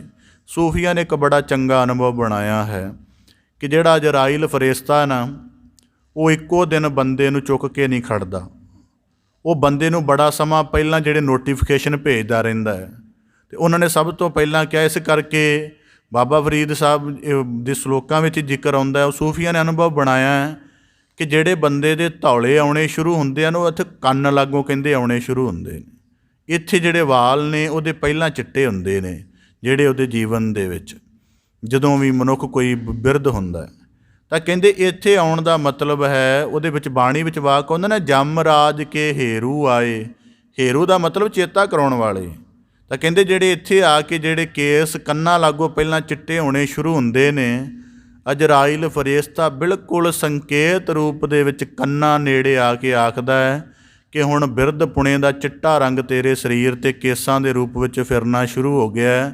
ਹੁਣ ਥੋੜ੍ਹਾ ਜੀਵਨ ਦੀਆਂ ਵਾਗਾਂ ਨੂੰ ਜਿਹੜੀਆਂ ਭਟਕੀਆਂ ਹੋਈਆਂ ਨੇ, ਮੋੜ ਕੇ ਉਹਨੂੰ ਠੀਕ ਅੱਲਾਹ ਤਾਲਾ ਦੇ ਖੁਦਾ ਦੇ ਮਾਰਗ 'ਤੇ ਲਿਆਉਣ ਦਾ ਯਤਨ ਕਰ, ਜੇ ਨਹੀਂ ਮੋੜੇਗਾ ਮੁਸ਼ਕਿਲ ਹੋਏਗੀ। ਇਸ ਕਰਕੇ ਆਖਦੇ ਮੋਹ ਦੇ ਖਾਲੇ ਆਏ, ਉਹ ਇੱਕ ਪਲ ਨਹੀਂ, ਇਸ ਕਰਕੇ ਸਾਹੇ ਲਏ ਲਿਖਾਏ, ਇੱਕ ਦੀ ਇੱਕੋ ਦਮ ਨਹੀਂ ਮੁੱਕ ਜਾਂਦੇ, ਉਹ ਜਿੱਦਣ ਹੀ ਨਿਸ਼ਚਿਤ ਹੋਏ ਨੇ ਉਦਣ ਹੀ ਮੁੱਕ ਜਾਂਦੇ ਨੇ। ਪਰ ਸਾਡਾ ਭਰਮ ਕੀ ਹੈ, ਅਸੀਂ ਮੁੱਕਣ ਨੂੰ ਵਧਣਾ ਸਮਝ ਲੈਂਦੇ ਹਾਂ। ਜਿਵੇਂ ਬਾਣੀ 'ਚ ਵਾਕ ਨੇ, ਜਨਨੀ ਜਾਨਤ ਸੁਤ ਵੱਡਾ ਹੋਤ ਹੈ, ਇਤਨਾ ਕੋ ਨਾ ਜਾਣੈ ਜੇ ਦਿਨ ਦਿਨ ਅਵਧ ਘਟਤ ਹੈ। ਤਾਂ ਬਾਬਾ ਫਰੀਦ ਸਾਹਿਬ ਜੀ ਕਹਿੰਦੇ ਦੋ ਸਥਿਤੀਆਂ ਇਸ ਸ਼ਲੋਕ 'ਚ ਸਪਸ਼ਟ ਹੋ ਗਈਆਂ ਨੇ ਕਿ ਪਹਿਲਾਂ ਸਾਡਾ ਜੀਵਨ ਨਿਸ਼ਚਿਤ ਹੈ, ਪਰ ਜੀਵਨ ਦੇ ਜਦੋਂ ਸਾਨੂੰ ਪ੍ਰਤੱਖ ਤੌਰ 'ਤੇ ਜੀਵਨ ਮਿਲ ਜਾਂਦਾ ਹੈ, ਅਤੇ ਮਾਇਆ ਅਮਰ ਦੇ ਪ੍ਰਭਾਵ ਕਰਕੇ ਆਪਣੇ ਨਫਸ ਦੇ ਅਧੀਨ ਹੋ ਕੇ ਅਤੇ ਸੰਸਾਰ ਦੀਆਂ ਗੰਦਲਾਂ ਵਿਸ ਦੇ ਭਰਮ ਵਿੱਚ ਭਰਮ ਕੇ ਬੰਦਾ ਜੀਵਨ ਦੀ ਮੌਤ ਵਾਲੀ ਅਸਲੀਅਤ ਨੂੰ ਵਿਸਾਰ ਦਿੰਦਾ। ਤਾਂ ਫਿਰ ਜੇ ਵਿਸਾਰ ਦਿੰਦਾ ਤਾਂ ਅੱਗੇ ਬਾਬਾ ਫਰੀਦ ਸਾਹਿਬ ਜੀ ਆਖਦੇ, ਜਿੰਦ ਨਿਮਾਣੀ ਕੱਢੀਐ ਹੱਡਾ ਕੂਹ ਕੜਕਾਏ। ਠੀਕ ਹੈ, ਤੇਰਾ ਦੇਹ ਦੇ ਨਾਲ ਬੜਾ ਮੋਹ ਹੈ, ਤੇਰਾ ਸੰਬੰਧੀਆਂ ਦੇ ਨਾਲ ਬੜਾ ਹੇਤ ਲੱਗਾ ਹੋਇਆ ਹੈ, ਤੇਰੀ ਪਦਾਰਥਾਂ ਦੇ ਨਾਲ ਬੜਾ ਸਖਤ ਕਿਸਮ ਦਾ ਪ੍ਰਬਲ ਆਕਰਸ਼ਣ ਬਣਿਆ, ਕੋਈ ਗੱਲ ਨਹੀਂ। ਵੈਸੇ ਤਾਂ ਤੈਨੂੰ ਸੂਤਰ ਦਿੱਤਾ ਹੋਇਆ ਕਿ ਹੌਲੀ ਹੌਲੀ ਆਪਣੇ ਜੀਵਨ ਦੀਆਂ ਵਾਗਾਂ ਨੂੰ ਮੋੜ, ਸੰਬੰਧਾਂ ਦੇ ਮੋਹ ਨੂੰ ਘਟਾ, ਪਦਾਰਥਾਂ ਦੇ ਆਕਰਸ਼ਣ ਨੂੰ ਘਟਾ, ਵਾਕਾਰਾਂ ਦੀ ਵਾਸ਼ਨਾ ਨੂੰ ਹੌਲੀ ਹੌਲੀ ਰੋਜ਼ ਰੋਜ਼ ਖਤਮ ਕਰ। ਚੱਲ ਜੇ ਤੂੰ ਇੰਜ ਨਹੀਂ ਕਰਦਾ ਤਾਂ ਫਿਰ ਮਾਲਕ ਨੇ ਹੁਕਮ ਰੂਪ ਦੇ ਵਿੱਚ ਅਟੱਲ ਅਸਲੀਅਤ ਰੱਖੀ ਹੋਈ ਹੈ। ਜਿੰਦ ਨਿਮਾਣੀ ਕੱਢੀਐ ਹੱਡਾ ਕੂ ਕੜਕਾਏ। ਜਿਵੇਂ ਕੁਦਰਤੀ ਹੁੰਦਾ ਸੀ ਤਾਂ ਇਸੇ ਪ੍ਰਕਾਰ ਬਾਬਾ ਫਰੀਦ ਸਾਹਿਬ ਜੀ ਕਹਿੰਦੇ ਜਿੰਦ ਨਿਮਾਣੀ, ਤਾਂ ਫਿਰ ਜਿਹੜੀ ਤੂੰ ਪਰਮੇਸ਼ਰ ਦੇ ਜੋਤ ਨੂੰ ਆਪਣੇ ਜੀਵਨ 'ਚ ਪਛਾਣ ਕੇ ਉਹਦੀ ਕਦਰ ਨਹੀਂ ਕੀਤੀ, ਉਹਦੇ ਅਨੁਸਾਰ ਜੀਵਨ ਨਹੀਂ ਜੀਵਿਆ ਜਾਂ ਉਹਦੇ ਵਿੱਚ ਅਭੇਦ ਹੋਣ ਦਾ ਯਤਨ ਨਹੀਂ ਕੀਤਾ, ਤਾਂ ਫਿਰ ਬਾਬਾ ਫਰੀਦ ਸਾਹਿਬ ਜੀ ਕਹਿੰਦੇ ਅਜਰਾਈਲ ਫਰੇਸ਼ਤਾ ਜਿੰਦ ਨਿਮਾਣੀ। ਨਿਮਾਣੀ ਦਾ ਮਤਲਬ ਹੈ ਕੋਈ ਪੇਸ਼ ਨਹੀਂ ਜਾਏਗੀ। ਬਾਣੀ 'ਚ ਮਾਰੂ ਰਾਗ ਦੇ ਅੰਤਰਗਤ ਵਾਕ ਆਉਂਦੇ ਹਨ। ਸਤਿਗੁਰੂ ਸਾਹਿਬ ਜੀ ਬਾਣੀ ਦੇ ਅੰਦਰ ਸਾਨੂੰ ਵਾਕ ਫਰਮਾਉਂਦੇ ਹਨ। ਧਨ ਕਹੈ ਤੂੰ ਵਸ ਮੈਂ ਨਾਲੇ, ਪ੍ਰੇ ਸੁਖਵਾਸੀ ਬਾਲ ਗੋਪਾਲੇ, ਤੁਝੈ ਬਿਨਾ ਹੋ ਕਿਤ ਹੀ ਨਾ ਲੇਖੈ, ਵਚਨ ਦੇ ਛੋੜ ਨਾ ਜਾਸਾ ਹੈ। ਸਰੀਰ ਆਤਮਾ ਨੂੰ, ਸਰੀਰ ਰੂਪ ਜਿਹੜੀ ਇਸਤਰੀ ਆਤਮਾ ਨੂੰ ਸੰਬੋਧਿਤ ਹੁੰਦਿਆਂ ਕਹਿੰਦੀ ਹੈ ਕਿ ਤੂੰ ਸਦਾ ਮੇਰੇ ਨਾਲ ਵਸਿਆ ਰਹਿ। ਮੇਰੇ ਬਾਕੀ ਜੀਵਨ ਤਾਂ ਹੀ ਬਣੇਗਾ ਜੇ ਸਰੀਰ ਅੰਦਰ ਆਤਮ ਹੋਏਗਾ। ਅਤੇ ਅੱਗੋਂ ਆਤਮਾ ਦਾ ਵਾਕ ਹੈ, ਫਿਰ ਕਹਿਆ ਹਉ ਹੁਕਮੀ ਬੰਦਾ, ਉਹ ਭਾਰੋ ਠਾਕੁਰ ਜਿਸ ਕਾਣ ਨਾ ਛੰਦਾ, ਜਿਚਰ ਰਾਖੈ ਤਿਚਰ ਤੁਮ ਸੰਗ ਰਹਿਣਾ, ਜਾਂ ਸੱਦੇ ਤਾਂ ਊਠ ਸਿਧਾਸਾ ਹੈ। ਕਿ ਜਦੋਂ ਮੈਂ ਤਾਂ ਉਸ ਪਰਮੇਸ਼ਰ ਦਾ ਬੱਝਿਆ ਹੋਇਆ, ਭਾਵ ਕਿ ਉਹਦੀ ਜੋਤ ਹਾਂ, ਉਹਦਾ ਅੰਸ਼ ਹਾਂ, ਜਦੋਂ ਹੁਕਮ ਹੋ ਗਿਆ ਸਰੀਰ ਦੇ ਆਕਾਰ ਨੂੰ ਤਿਆਗ ਕੇ ਤੁਰ ਪਵਾਂਗਾ, ਤਾਂ ਬਾਬਾ ਫਰੀਦ ਸਾਹਿਬ ਜੀ ਕਹਿੰਦੇ ਜਿੰਦ ਨਿਮਾਣੀ ਕੱਢੀ ਹੈ। ਜਿਹੜੀ ਜਾਨ ਹੈ ਪਰਵਾਹ ਨਹੀਂ ਕੀਤੀ ਜਾਂਦੀ ਕਿ ਬੰਦਾ ਜੋਬਨ ਅਵਸਥਾ ਦੇ ਵਿੱਚ ਹੈ, ਇਹਦਾ ਸਰੀਰ ਅਜੇ ਬੜਾ ਚੰਗਾ ਹੈ, ਜਾਂ ਬਿਰਧ ਅਵਸਥਾ ਦੇ ਵਿੱਚ ਥੋੜ੍ਹੇ ਹੋਰ ਨਜ਼ਾਰੇ ਮਾਣਨ ਦਿਓ। ਕਹਿੰਦੇ ਅਜਰਾਈਲ ਫਰੇਸ਼ਤਾ ਇਸ ਗੱਲ ਦੀ ਪਰਵਾਹ ਨਹੀਂ ਕਰਦਾ। ਹੱਡਾ ਕੂ ਕੜਕਾਏ। ਜਿਨ੍ਹਾਂ ਨੇ ਇਸਲਾਮੀ ਗ੍ਰੰਥ ਪੜ੍ਹੇ, ਮੈਂ ਕੁਝ ਦਿਨ ਪਹਿਲਾਂ ਦਾ ਕੌਨਸ਼ੀਅਸਨੈਸ ਆਫ ਡੈਥ ਬਾਰੇ ਪੜ੍ਹ ਰਿਹਾ ਸਾਂ, ਅਤੇ ਇਸਲਾਮ ਨੇ ਬੜੇ ਇਹਦੇ ਭਿਅੰਕਰ ਜਿਹੇ ਅਨੁਭਵ ਬਣਾਏ ਨੇ। ਜਿਵੇਂ ਉਹਨਾਂ ਨੇ ਜਿਹੜਾ ਦੋਜ਼ਖਾਂ ਦੀ ਅੱਗ ਹੈ ਉਹਦਾ ਬੜਾ ਡਰਾਵਣਾ ਜਿਹਾ ਵਰਣਨ ਕੀਤਾ ਹੈ। ਤਾਂ ਬਾਣੀ 'ਚ ਵੀ ਵਾਕ ਆਉਂਦਾ, ਹੱਥ ਮਰੋੜੇ ਤਨ ਕੱਪੇ ਸਿਆਹੋ ਹੋਆ ਸੇਤ। ਜਿਵੇਂ ਕੁਦਰਤੀ ਹੁਣ ਤਾਂ ਚਲੋ ਇਹ ਬਦਲ ਗਿਆ ਸਮਾਂ, ਹੁਣ ਤਾਂ ਬੱਚੀਆਂ ਰੋਂਦੀਆਂ ਨਹੀਂ ਜਾਂ ਕੋਈ ਵਿਰਲਾਪ ਘੱਟ ਕਰਦੀਆਂ ਨੇ। ਮੈਂ ਖੁਦ ਦੇਖਿਆ ਹੋਇਆ ਆਪਣੇ ਬਚਪਨ ਦੇ ਵਿੱਚ, ਉਦੋਂ ਸਾਨੂੰ ਇਹਨਾਂ ਗੱਲਾਂ ਦੀ ਸਮਝ ਨਹੀਂ ਸੀ। ਕੁਦਰਤੀ ਕਿਉਂਕਿ ਅਨਪੜ੍ਹਤਾ ਵੀ ਹੁੰਦੀ ਸੀ ਥੋੜ੍ਹਾ, ਜਿਵੇਂ ਕਹਿ ਲਓ ਥੋੜ੍ਹਾ ਜਿਹਾ ਸਿੱਧਰਾਪਣ ਵੀ ਹੁੰਦਾ ਸੀ ਲੋਕਾਂ 'ਚ, ਤਾਂ ਉਹ ਇੰਨੀ ਜ਼ਿਆਦਾ ਉਹ ਲੇਟਣ ਵਾਲੀ ਹਾਲਤ ਹੋ ਜਾਂਦੀ ਸੀ ਜ਼ਮੀਨ ਦੇ ਉੱਪਰ, ਅਤੇ ਬੜਾ ਚੁੱਕ ਕੇ ਬੜੀ ਮੁਸ਼ਕਿਲ ਦੇ ਨਾਲ ਉਹ ਡੋਲੀ ਵਗੈਰਾ ਦੇ ਵਿੱਚ ਪਾਉਣਾ। ਤਾਂ ਬਾਬਾ ਫਰੀਦ ਸਾਹਿਬ ਜੀ ਕਹਿੰਦੇ ਹੱਡਾ ਕੂ ਕੜਕਾਏ। ਜਿਵੇਂ ਬੜਾ ਕੁਝ ਇਤਰਾਜ਼ ਕਰਨ ਦੇ ਬਾਵਜੂਦ ਵੀ ਉਹੀ ਮਾਤਾ ਪਿਤਾ ਜਿਹਨੇ 18-20 ਸਾਲ ਜਾਂ ਬੜਾ ਸਮਾਂ ਘਰ ਰੱਖਿਆ ਹੁੰਦਾ, ਉਹੀ ਖੁਦ ਪਾਉਂਦਾ ਹੈ ਉਹਨੂੰ ਉਸ ਡੋਲੀ ਦੇ ਵਿੱਚ। ਤਾਂ ਬਾਬਾ ਫਰੀਦ ਸਾਹਿਬ ਜੀ ਕਹਿੰਦੇ ਹੱਡਾ ਕੂ ਕੜਕਾਏ। ਹਜ਼ਾਰਾਂ ਇਤਰਾਜ਼ਾਂ ਦੇ ਬਾਵਜੂਦ ਵੀ ਤੇਰੀ ਇਸ ਜਿੰਦ ਨੂੰ ਵਿੱਚੋਂ ਕੱਢ ਲਿਆ ਜਾਏਗਾ, ਅਤੇ ਤੈਨੂੰ ਇੱਕ ਅਸਲੀਅਤ ਮੌਤ ਦੁਆਰਾ ਸਮਝਾ ਦਿੱਤੀ ਜਾਏਗੀ। ਸਾਹੇ ਲਿਖੇ ਨਾ ਚੱਲਣੀ ਜਿੰਦੂ ਕੂ ਸਮਝਾਏ। ਕਿ ਜਿਹੜੀ ਚੀਜ਼ ਮੁਕਰਰ ਹੋ ਗਈ ਹੈ ਉਹਦੇ 'ਚ ਹੇਰ ਫੇਰ ਨਹੀਂ ਹੋ ਸਕਦੀ, ਉਹ ਉੱਥੇ ਹੀ ਰਹੇਗੀ। ਇਸ ਕਰਕੇ ਗੁਰੂ ਸਾਹਿਬ ਜੀ, ਬਾਬਾ ਫਰੀਦ ਸਾਹਿਬ ਜੀ ਕਹਿੰਦੇ ਜਿੰਦੂ ਕੂ ਸਮਝਾਏ। ਇਸ ਕਰਕੇ ਹੇ ਮਨ ਇਸ ਅਸਲੀਅਤ ਦਾ ਪਕੜਾ ਪੱਲਾ ਘੁੱਟ ਕੇ ਪਕੜ। ਬਾਬਾ ਫਰੀਦ ਸਾਹਿਬ ਜੀ ਦੇ ਜੀਵਨ ਦਾ ਅਨੁਭਵ ਹੈ। ਬਾਬਾ ਫਰੀਦ ਸਾਹਿਬ ਜੀ ਨੇ ਕਿਸੇ ਨੂੰ ਪੁੱਛਿਆ ਕਿ ਜੀਵਨ ਨੂੰ ਸਵਾਰਨ ਦੀ ਤਿਆਰੀ ਕਦੋਂ ਸ਼ੁਰੂ ਕਰਨੀ ਚਾਹੀਦੀ ਹੈ। ਬਾਬਾ ਫਰੀਦ ਸਾਹਿਬ ਜੀ ਕਹਿੰਦੇ ਦੋ ਢੰਗ ਨੇ।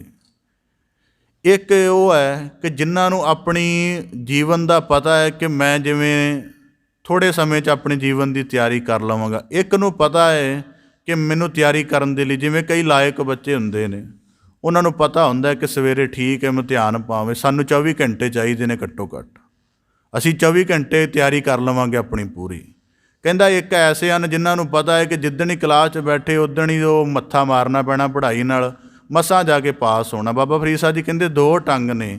ਅਤੇ ਇੱਕ ਦੋ ਢੰਗ ਦਾ ਭਾਵ ਇਹ ਹੈ ਕਿ ਜਿਨ੍ਹਾਂ ਨੇ ਰੋਜ਼ ਅਭਿਆਸ ਕਰਕੇ, ਮਤਲਬ ਇੱਕ ਤਾਂ ਹੈ ਜਿਨ੍ਹਾਂ ਨੂੰ ਪਤਾ ਹੈ ਕਿ ਅਸੀਂ ਆਪਣੀ ਵਾਸਨਾ ਦੇ ਸੰਬੰਧ ਇੱਕਦਮ ਤੋੜ ਲਵਾਂਗੇ, ਕਿਉਂਕਿ ਉਹਨਾਂ ਦੀ ਆਤਮਾ ਦੇ ਵਿੱਚ ਭਗਤੀ ਦਾ, ਗਿਆਨ ਦਾ, ਅਨੁਭਵ ਦਾ ਬਲ ਹੈ, ਉਹ ਇੰਝ ਕਰ ਲੈਣਗੇ। ਕਹਿੰਦੇ ਪਰ ਇਹ ਵੱਡਿਆਂ ਪੁਰਖਾਂ ਲਈ ਹੁੰਦਾ ਜਿਹੜੇ ਪਹਿਲਾਂ ਸਾਧਨਾ ਕਰਕੇ ਆਏ ਨੇ, ਦੁਬਾਰਾ ਉਹਨਾਂ ਨੂੰ ਪਰਮੇਸ਼ਰ ਨੇ ਧਰਤੀ 'ਤੇ ਭੇਜਿਆ।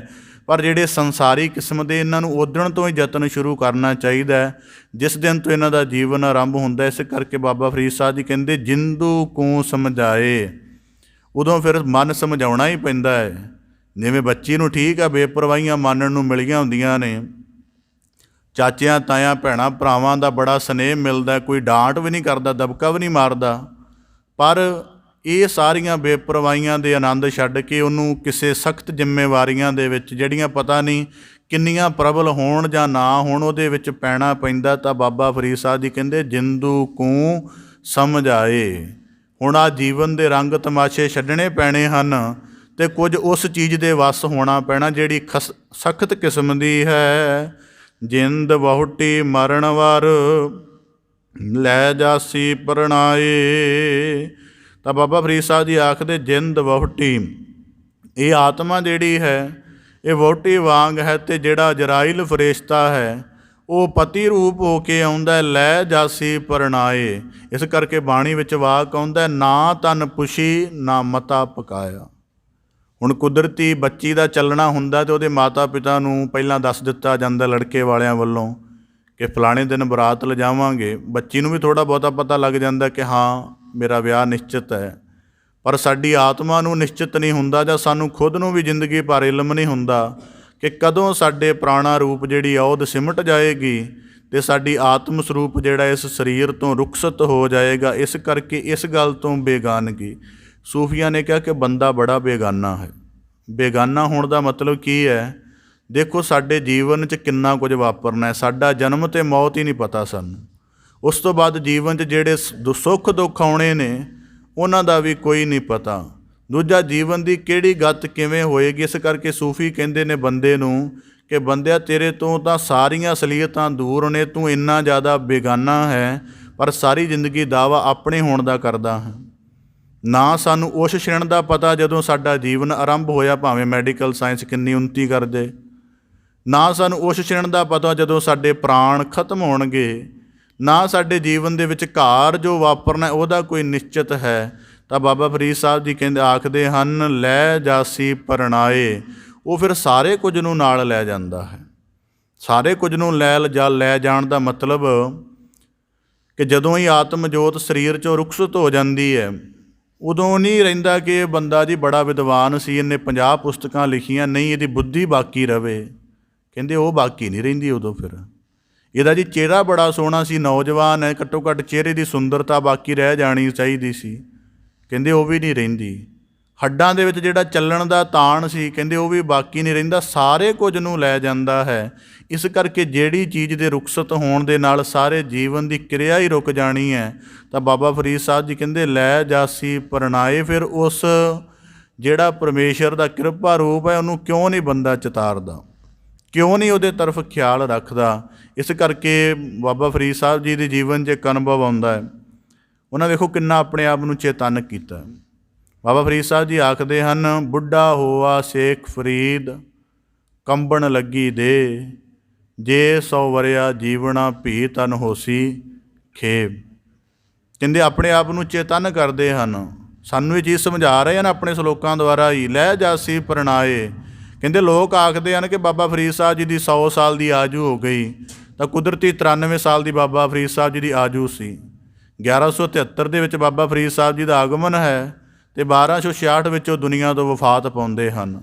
ਹੁਣ ਕੁਦਰਤੀ ਜਿਨ੍ਹਾਂ ਨੂੰ ਉਰੋਂ ਚਲੋ ਨਹੀਂ ਸੀ ਡੇਟਾਂ ਨਿਸ਼ਚਿਤ ਹੁੰਦੀਆਂ, ਤਾਂ ਬਾਬਾ ਫਰੀਦ ਸਾਹਿਬ ਜੀ ਕਹਿੰਦੇ ਲੋਕ ਆਖਦੇ ਹਨ ਕਿ ਬਾਬਾ ਫਰੀਦ ਸਾਹਿਬ ਜੀ ਦੀ 100 ਸਾਲ ਦੀ ਆਜੂ ਹੋ ਗਈ ਹੈ ਅਤੇ ਬੜੀ ਵੱਡੀ ਉਮਰ ਵਾਲਾ ਹੋ ਗਿਆ, ਸ਼ਾਇਦ ਹੋਰ ਵੀ ਹੋਵੇ। ਕਹਿੰਦੇ ਪਰ ਉਹਨਾਂ ਦੀ ਗੱਲ ਮੈਨੂੰ ਇਉਂ ਸੁਣਾਈ ਦਿੰਦੀ ਹੈ ਵੀ ਜੇ 100 ਵਰਿਆਂ ਦੀ ਆਜੂ ਮਿਲ ਵੀ ਗਈ ਤਾਂ ਕਿਹੜਾ ਮਰਨ ਤੋਂ ਬਾਅਦ ਕੋਈ ਫੁੱਲ ਬਣ ਜਾਣੇ ਨੇ, ਮਰਨ ਤੋਂ ਬਾਅਦ ਰਾਖ ਹੀ ਹੋਣਾ ਹੈ। ਜੇ 100 ਵਰਿਆ ਜੀਵਣਾ ਭੀ ਤਨ ਹੋਸੀ ਖੇ, ਮਤਲਬ ਅਸਲੀਅਤ ਦੇ ਨਾਲ ਬਾਬਾ ਫਰੀਦ ਸਾਹਿਬ ਜੀ ਜੁੜੇ ਨੇ, ਭਾਵੇਂ ਉਮਰ 100 ਸਾਲ ਦੀ ਹੋ ਗਈ ਹੈ। ਅਤੇ ਹੁਣ ਕੁਦਰਤੀ ਹੈ, ਅੱਜ ਵੀ ਕਈ ਵਾਰੀ ਦੇਖੀ ਤਾਂ ਜਿਹੜੇ ਅਸਲੀਅਤ ਤੋਂ ਦੂਰ ਨੇ। ਹੁਣ ਕੁਦਰਤੀ ਹੈ, ਚਲੋ ਅਸੀਂ ਨੌਜਵਾਨ ਹਾਂ, ਠੀਕ ਹੈ, ਅਸੀਂ ਵੀ ਕਾਲ ਦੀ ਮਾਰ ਦੇ ਹੇਠ ਹਾਂ, ਪਰ ਸਾਡੇ ਸੰਬੰਧ ਦੇ ਵਿੱਚ ਕਈ ਵਾਰੀ ਦੁਨੀਆ ਨਹੀਂ ਕਲਪਨਾ ਕਰਦੀ ਕਿ ਇਹਦਾ ਸਵੇਰੇ ਭੋਗ ਪੈ ਜਾਏਗਾ। ਪਰ ਬਜ਼ੁਰਗਾਂ ਦੇ ਸੰਬੰਧ 'ਚ ਤਾਂ ਅਸੀਂ ਕਲਪਨਾ ਕਰ ਹੀ ਲੈਂਦੇ ਹਾਂ ਨਾ, ਮਾੜੀ ਮੋਟੀ। ਜੀ ਇਹਨੇ ਹੁਣ 70-80 ਸਾਲ ਜੀ ਲਈ ਹੈ, ਤਾਂ ਕੁਦਰਤੀ ਇਹਦੇ ਜੀਵਨ ਦਾ ਸਿਲਸਿਲਾ ਸਮਾਪਤ ਹੋ ਕਿਸੇ ਦਾ ਵੀ ਸਕਦਾ, ਬੱਚੇ ਦਾ ਵੀ ਹੋ ਸਕਦਾ। ਪਰ ਫਿਰ ਵੀ ਜਿਹੜੀ ਅਸੀਂ ਮੌਤ ਦੇ ਸੰਬੰਧ ਵਿੱਚ ਕਲਪਨਾ ਉਹ ਬਜ਼ੁਰਗਾਂ ਦੇ ਸੰਬੰਧ 'ਚ ਜ਼ਿਆਦਾ ਕਰਦੇ ਹਾਂ। ਪਰ ਸਭ ਤੋਂ ਵੱਡੀ ਗੱਲ ਹੈ, ਜਿਨ੍ਹਾਂ ਦੇ ਸੰਬੰਧ ਵਿੱਚ ਅਸੀਂ ਮੌਤ ਦੀ ਕਲਪਨਾ ਕਰਦੇ ਹਾਂ ਉਹੀ ਮੌਤ ਦੀ ਅਸਲੀਅਤ ਤੋਂ ਦੂਰ ਹੁੰਦੇ ਨੇ। ਮੈਂ ਆਪਣੇ ਜੀਵਨ 'ਚ ਅਨੁਭਵ ਕੀਤਾ। ਜੀਵਨ ਦੇ ਵਿੱਚ ਚੱਲਣ ਦਾ ਤਾਣ ਨਹੀਂ ਹੈ, ਦੇਖ ਨਹੀਂ ਸਕਦੇ ਚੱਜ ਨਾਲ, ਸੁਣ ਨਹੀਂ ਸਕਦੇ, ਸਰੀਰ ਦੀ ਪਾਚਨ ਕਿਰਿਆ ਠੀਕ ਢੰਗ ਨਾਲ ਨਹੀਂ ਚੱਲ ਰਹੀ, ਨੇੜੇ ਕੋਈ ਨਹੀਂ ਬਹਿ ਰਿਹਾ, ਕੁਝ ਵੀ ਨਹੀਂ ਚੱਲ ਰਿਹਾ ਜੀਵਨ ਦਾ। ਪਰ ਤਾਂ ਵੀ ਇੱਕ ਮੰਜੀ 'ਤੇ ਪਏ ਹੋਏ ਬਜ਼ੁਰਗ ਦੇ ਅੰਦਰ ਇੱਕ ਖਾਸ਼ ਪਈ ਹੋਈ ਹੈ। ਜੇ ਮੈਂ 5 ਪੀੜ੍ਹੀਆਂ ਦੇਖ ਜਾਵਾਂ ਤਾਂ ਮਤਲਬ ਕਿੰਨਾ ਅਸਲੀਅਤ ਤੋਂ ਦੂਰ ਹੈ। ਮਤਲਬ ਹੁਣ ਇਹਨੂੰ ਕਿਵੇਂ ਇਸ ਬੰਦੇ ਨੂੰ ਚੇਤਾ ਕਰਾਇਆ ਜਾ ਸਕੇਗਾ ਕਿ ਜਿਹੜਾ ਤੈਨੂੰ ਜੀਵਨ ਦਾ ਸਫ਼ਰ ਨੇ ਉੱਥੇ ਲਿਆ ਕੇ ਖੜਾ ਕਰ ਦਿੱਤਾ ਹੈ, ਨਾ ਦਿਖ ਰਿਹਾ, ਨਾ ਸੁਣ ਰਿਹਾ, ਨਾ ਮਹਿਸੂਸ ਹੋ ਰਿਹਾ, ਨਾ ਕੋਈ ਤੇਰੇ ਨੇੜੇ ਆਉਣ ਨੂੰ ਰਾਜੀ ਹੈ, ਤਾਂ ਵੀ ਇੱਕ ਤੂੰ ਪਤਾ ਨਹੀਂ ਕਿਹੜੇ ਕਿਸਮ ਦੀ ਖਾਸ਼ ਲੈ ਕੇ ਇਸ ਮੰਜੀ 'ਤੇ ਰਿੜਕ ਰਿਹਾ। ਤਾਂ ਬਾਬਾ ਫਰੀਦ ਸਾਹਿਬ ਜੀ ਕਹਿੰਦੇ ਲੈ ਜਾਸੀ ਪੁਰਨਾਏ, ਜੇ ਨਹੀਂ ਤੂੰ ਸਮਝਦਾ। ਇਸ ਕਰਕੇ ਅੱਗੇ ਵੀ ਕਈ ਵਾਰੀ ਅਨੁਭਵ ਕੀਤਾ ਕਿ ਸੂਫੀ ਆਖਦੇ ਨੇ ਕਿ ਬੰਦੇ ਨੂੰ ਮੌਤ ਇਸ ਕਰਕੇ ਨਹੀਂ ਆਉਂਦੀ ਕਿ ਉਹਦੇ ਸਾਹ ਖਤਮ ਹੋ ਜਾਂਦੇ ਨੇ, ਉਹਨੂੰ ਇਸ ਕਰਕੇ ਆਉਂਦੀ ਹੈ ਕਿ ਦੁਨੀਆ ਦੇ ਜੰਜਾਲ ਉਹਦੇ ਕੋਲੋਂ ਆਪਣੇ ਕੋਲੋਂ ਛੱਡੇ ਹੀ ਨਹੀਂ ਜਾਂਦੇ। ਤਾਂ ਫਿਰ ਮੌਤ ਉਹਦੀ ਬਾਡੀ ਨੂੰ ਰੈਸਟ ਦਿੰਦੀ ਹੈ, ਉਹਦੇ ਮਨ ਨੂੰ ਰੈਸਟ ਦਿੰਦੀ ਹੈ ਕਿ ਚੱਲ ਤੇਰਾ ਜ਼ਿੰਦਗੀ ਦਾ ਸਿਲਸਿਲਾ ਹੀ ਖਤਮ ਕਰ ਦਿੱਤਾ ਜਾਵੇ। ਰੋਜ਼ ਰੋਜ਼ ਗਲ 'ਚ ਜੱਫੀਆਂ ਪਾ ਪਾ ਕੇ ਘੁੱਟ ਘੁੱਟ ਕੇ ਮਿਲਣ ਦੇ ਲਈ ਉਹ ਜਦੋਂ ਪੂਰਾ ਹੋ ਜਾਂਦਾ ਫਿਰ ਨੇੜੇ ਵੀ ਨਹੀਂ ਜਾਂਦੇ। ਕਹਿੰਦੇ ਇਸ ਕਰਕੇ ਮੌਤ ਜਿਹੜੀ ਹੈ ਇਹ ਬੰਦੇ ਦੇ ਸਰੀਰ ਨੂੰ ਵਿਸ਼ਰਾਮ ਦਿੰਦੀ ਹੈ ਕਿ ਥੋੜ੍ਹਾ ਟਿਕ ਕੇ ਬਹਿ ਜਾ, ਤੇਰੇ ਕੋਲ ਤਾਂ ਆਪਣੇ ਯਤਨਾਂ ਦੇ ਨਾਲ ਟਿਕਿਆ ਨਹੀਂ ਗਿਆ। ਮੌਤ ਰੈਸਟ ਦਿੰਦੀ ਹੈ। ਤਾਂ ਬਾਬਾ ਫਰੀਦ ਸਾਹਿਬ ਜੀ ਕਹਿੰਦੇ ਆਪਣ ਹੱਥੀ ਜੋਲ ਕਹਿ ਗੱਲ ਲੱਗੇ ਤੇ ਧਾਏ ਤੇਰੇ ਸਾਹੇ ਨਿਸ਼ਚਿਤ ਸਨ। ਉਹਨਾਂ ਅਨੁਸਾਰ ਦੁਨੀਆ ਤੋਂ ਚੱਲਣਾ ਹੀ ਪੈਣਾ ਸੀ। ਪਰ ਕਹਿੰਦੇ ਜਿਵੇਂ ਬੱਚੀ ਚੱਲਣ ਲੱਗਿਆਂ ਘੱਟੋ ਘੱਟ ਠੀਕ ਹੈ ਉਹਨੂੰ ਪਤਾ ਚੱਲਣਾ ਹੈ, ਉਹ ਮਾਤਾ ਪਿਤਾ ਦੇ ਗੱਲ ਲੱਗ ਤੇ ਇਹਦਾ ਰੋ ਲੈਂਦੀ ਹੈ, ਮਾੜਾ ਮੋਟਾ ਭੈਣ ਭਰਾਵਾਂ ਦੇ 5-7 ਮਿੰਟ ਆਪਣਾ ਮਨ ਹੌਲਾ ਕਰ ਲੈਂਦੀ ਹੈ। ਪਰ ਬਾਬਾ ਫਰੀਦ ਸਾਹਿਬ ਜੀ ਕਹਿੰਦੇ ਜਦੋਂ ਇਹ ਆਤਮ ਜੋਤ ਜਿਹੜੀ ਜਿੰਦ ਹੈ, ਜਦੋਂ ਸਰੀਰ ਦੇ ਵਿੱਚ, ਕਿਉਂਕਿ ਤੂੰ ਆਪੇ ਨਿਸ਼ਚਿਤ ਕੀਤਾ ਹੋਇਆ, ਸਾਹੇ ਲਏ ਲਿਖਾਏ ਆਪੇ ਨਿਸ਼ਚਿਤ ਕੀਤੇ ਹਨ।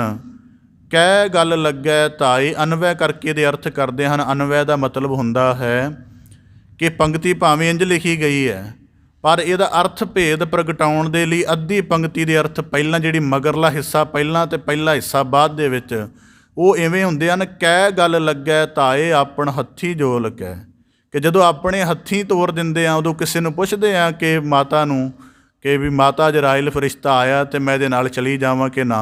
ਭਾਵ ਕਿ ਅਸੀਂ ਕਿਸੇ ਨੂੰ ਪੁੱਛਦੇ ਹਾਂ ਕਿ ਮੌਤ ਦਾ ਦੇਵਤਾ ਆ ਗਿਆ ਚਲੀਏ ਕਿ ਨਾ, ਉਦੋਂ ਨਹੀਂ ਪੁੱਛਦੇ। ਉਦੋਂ ਕਹਿੰਦੇ ਆਪਣ ਉਦੋਂ ਚੁੱਪ ਕਰਕੇ ਤੁਰ ਪੈਂਦੇ ਹਾਂ।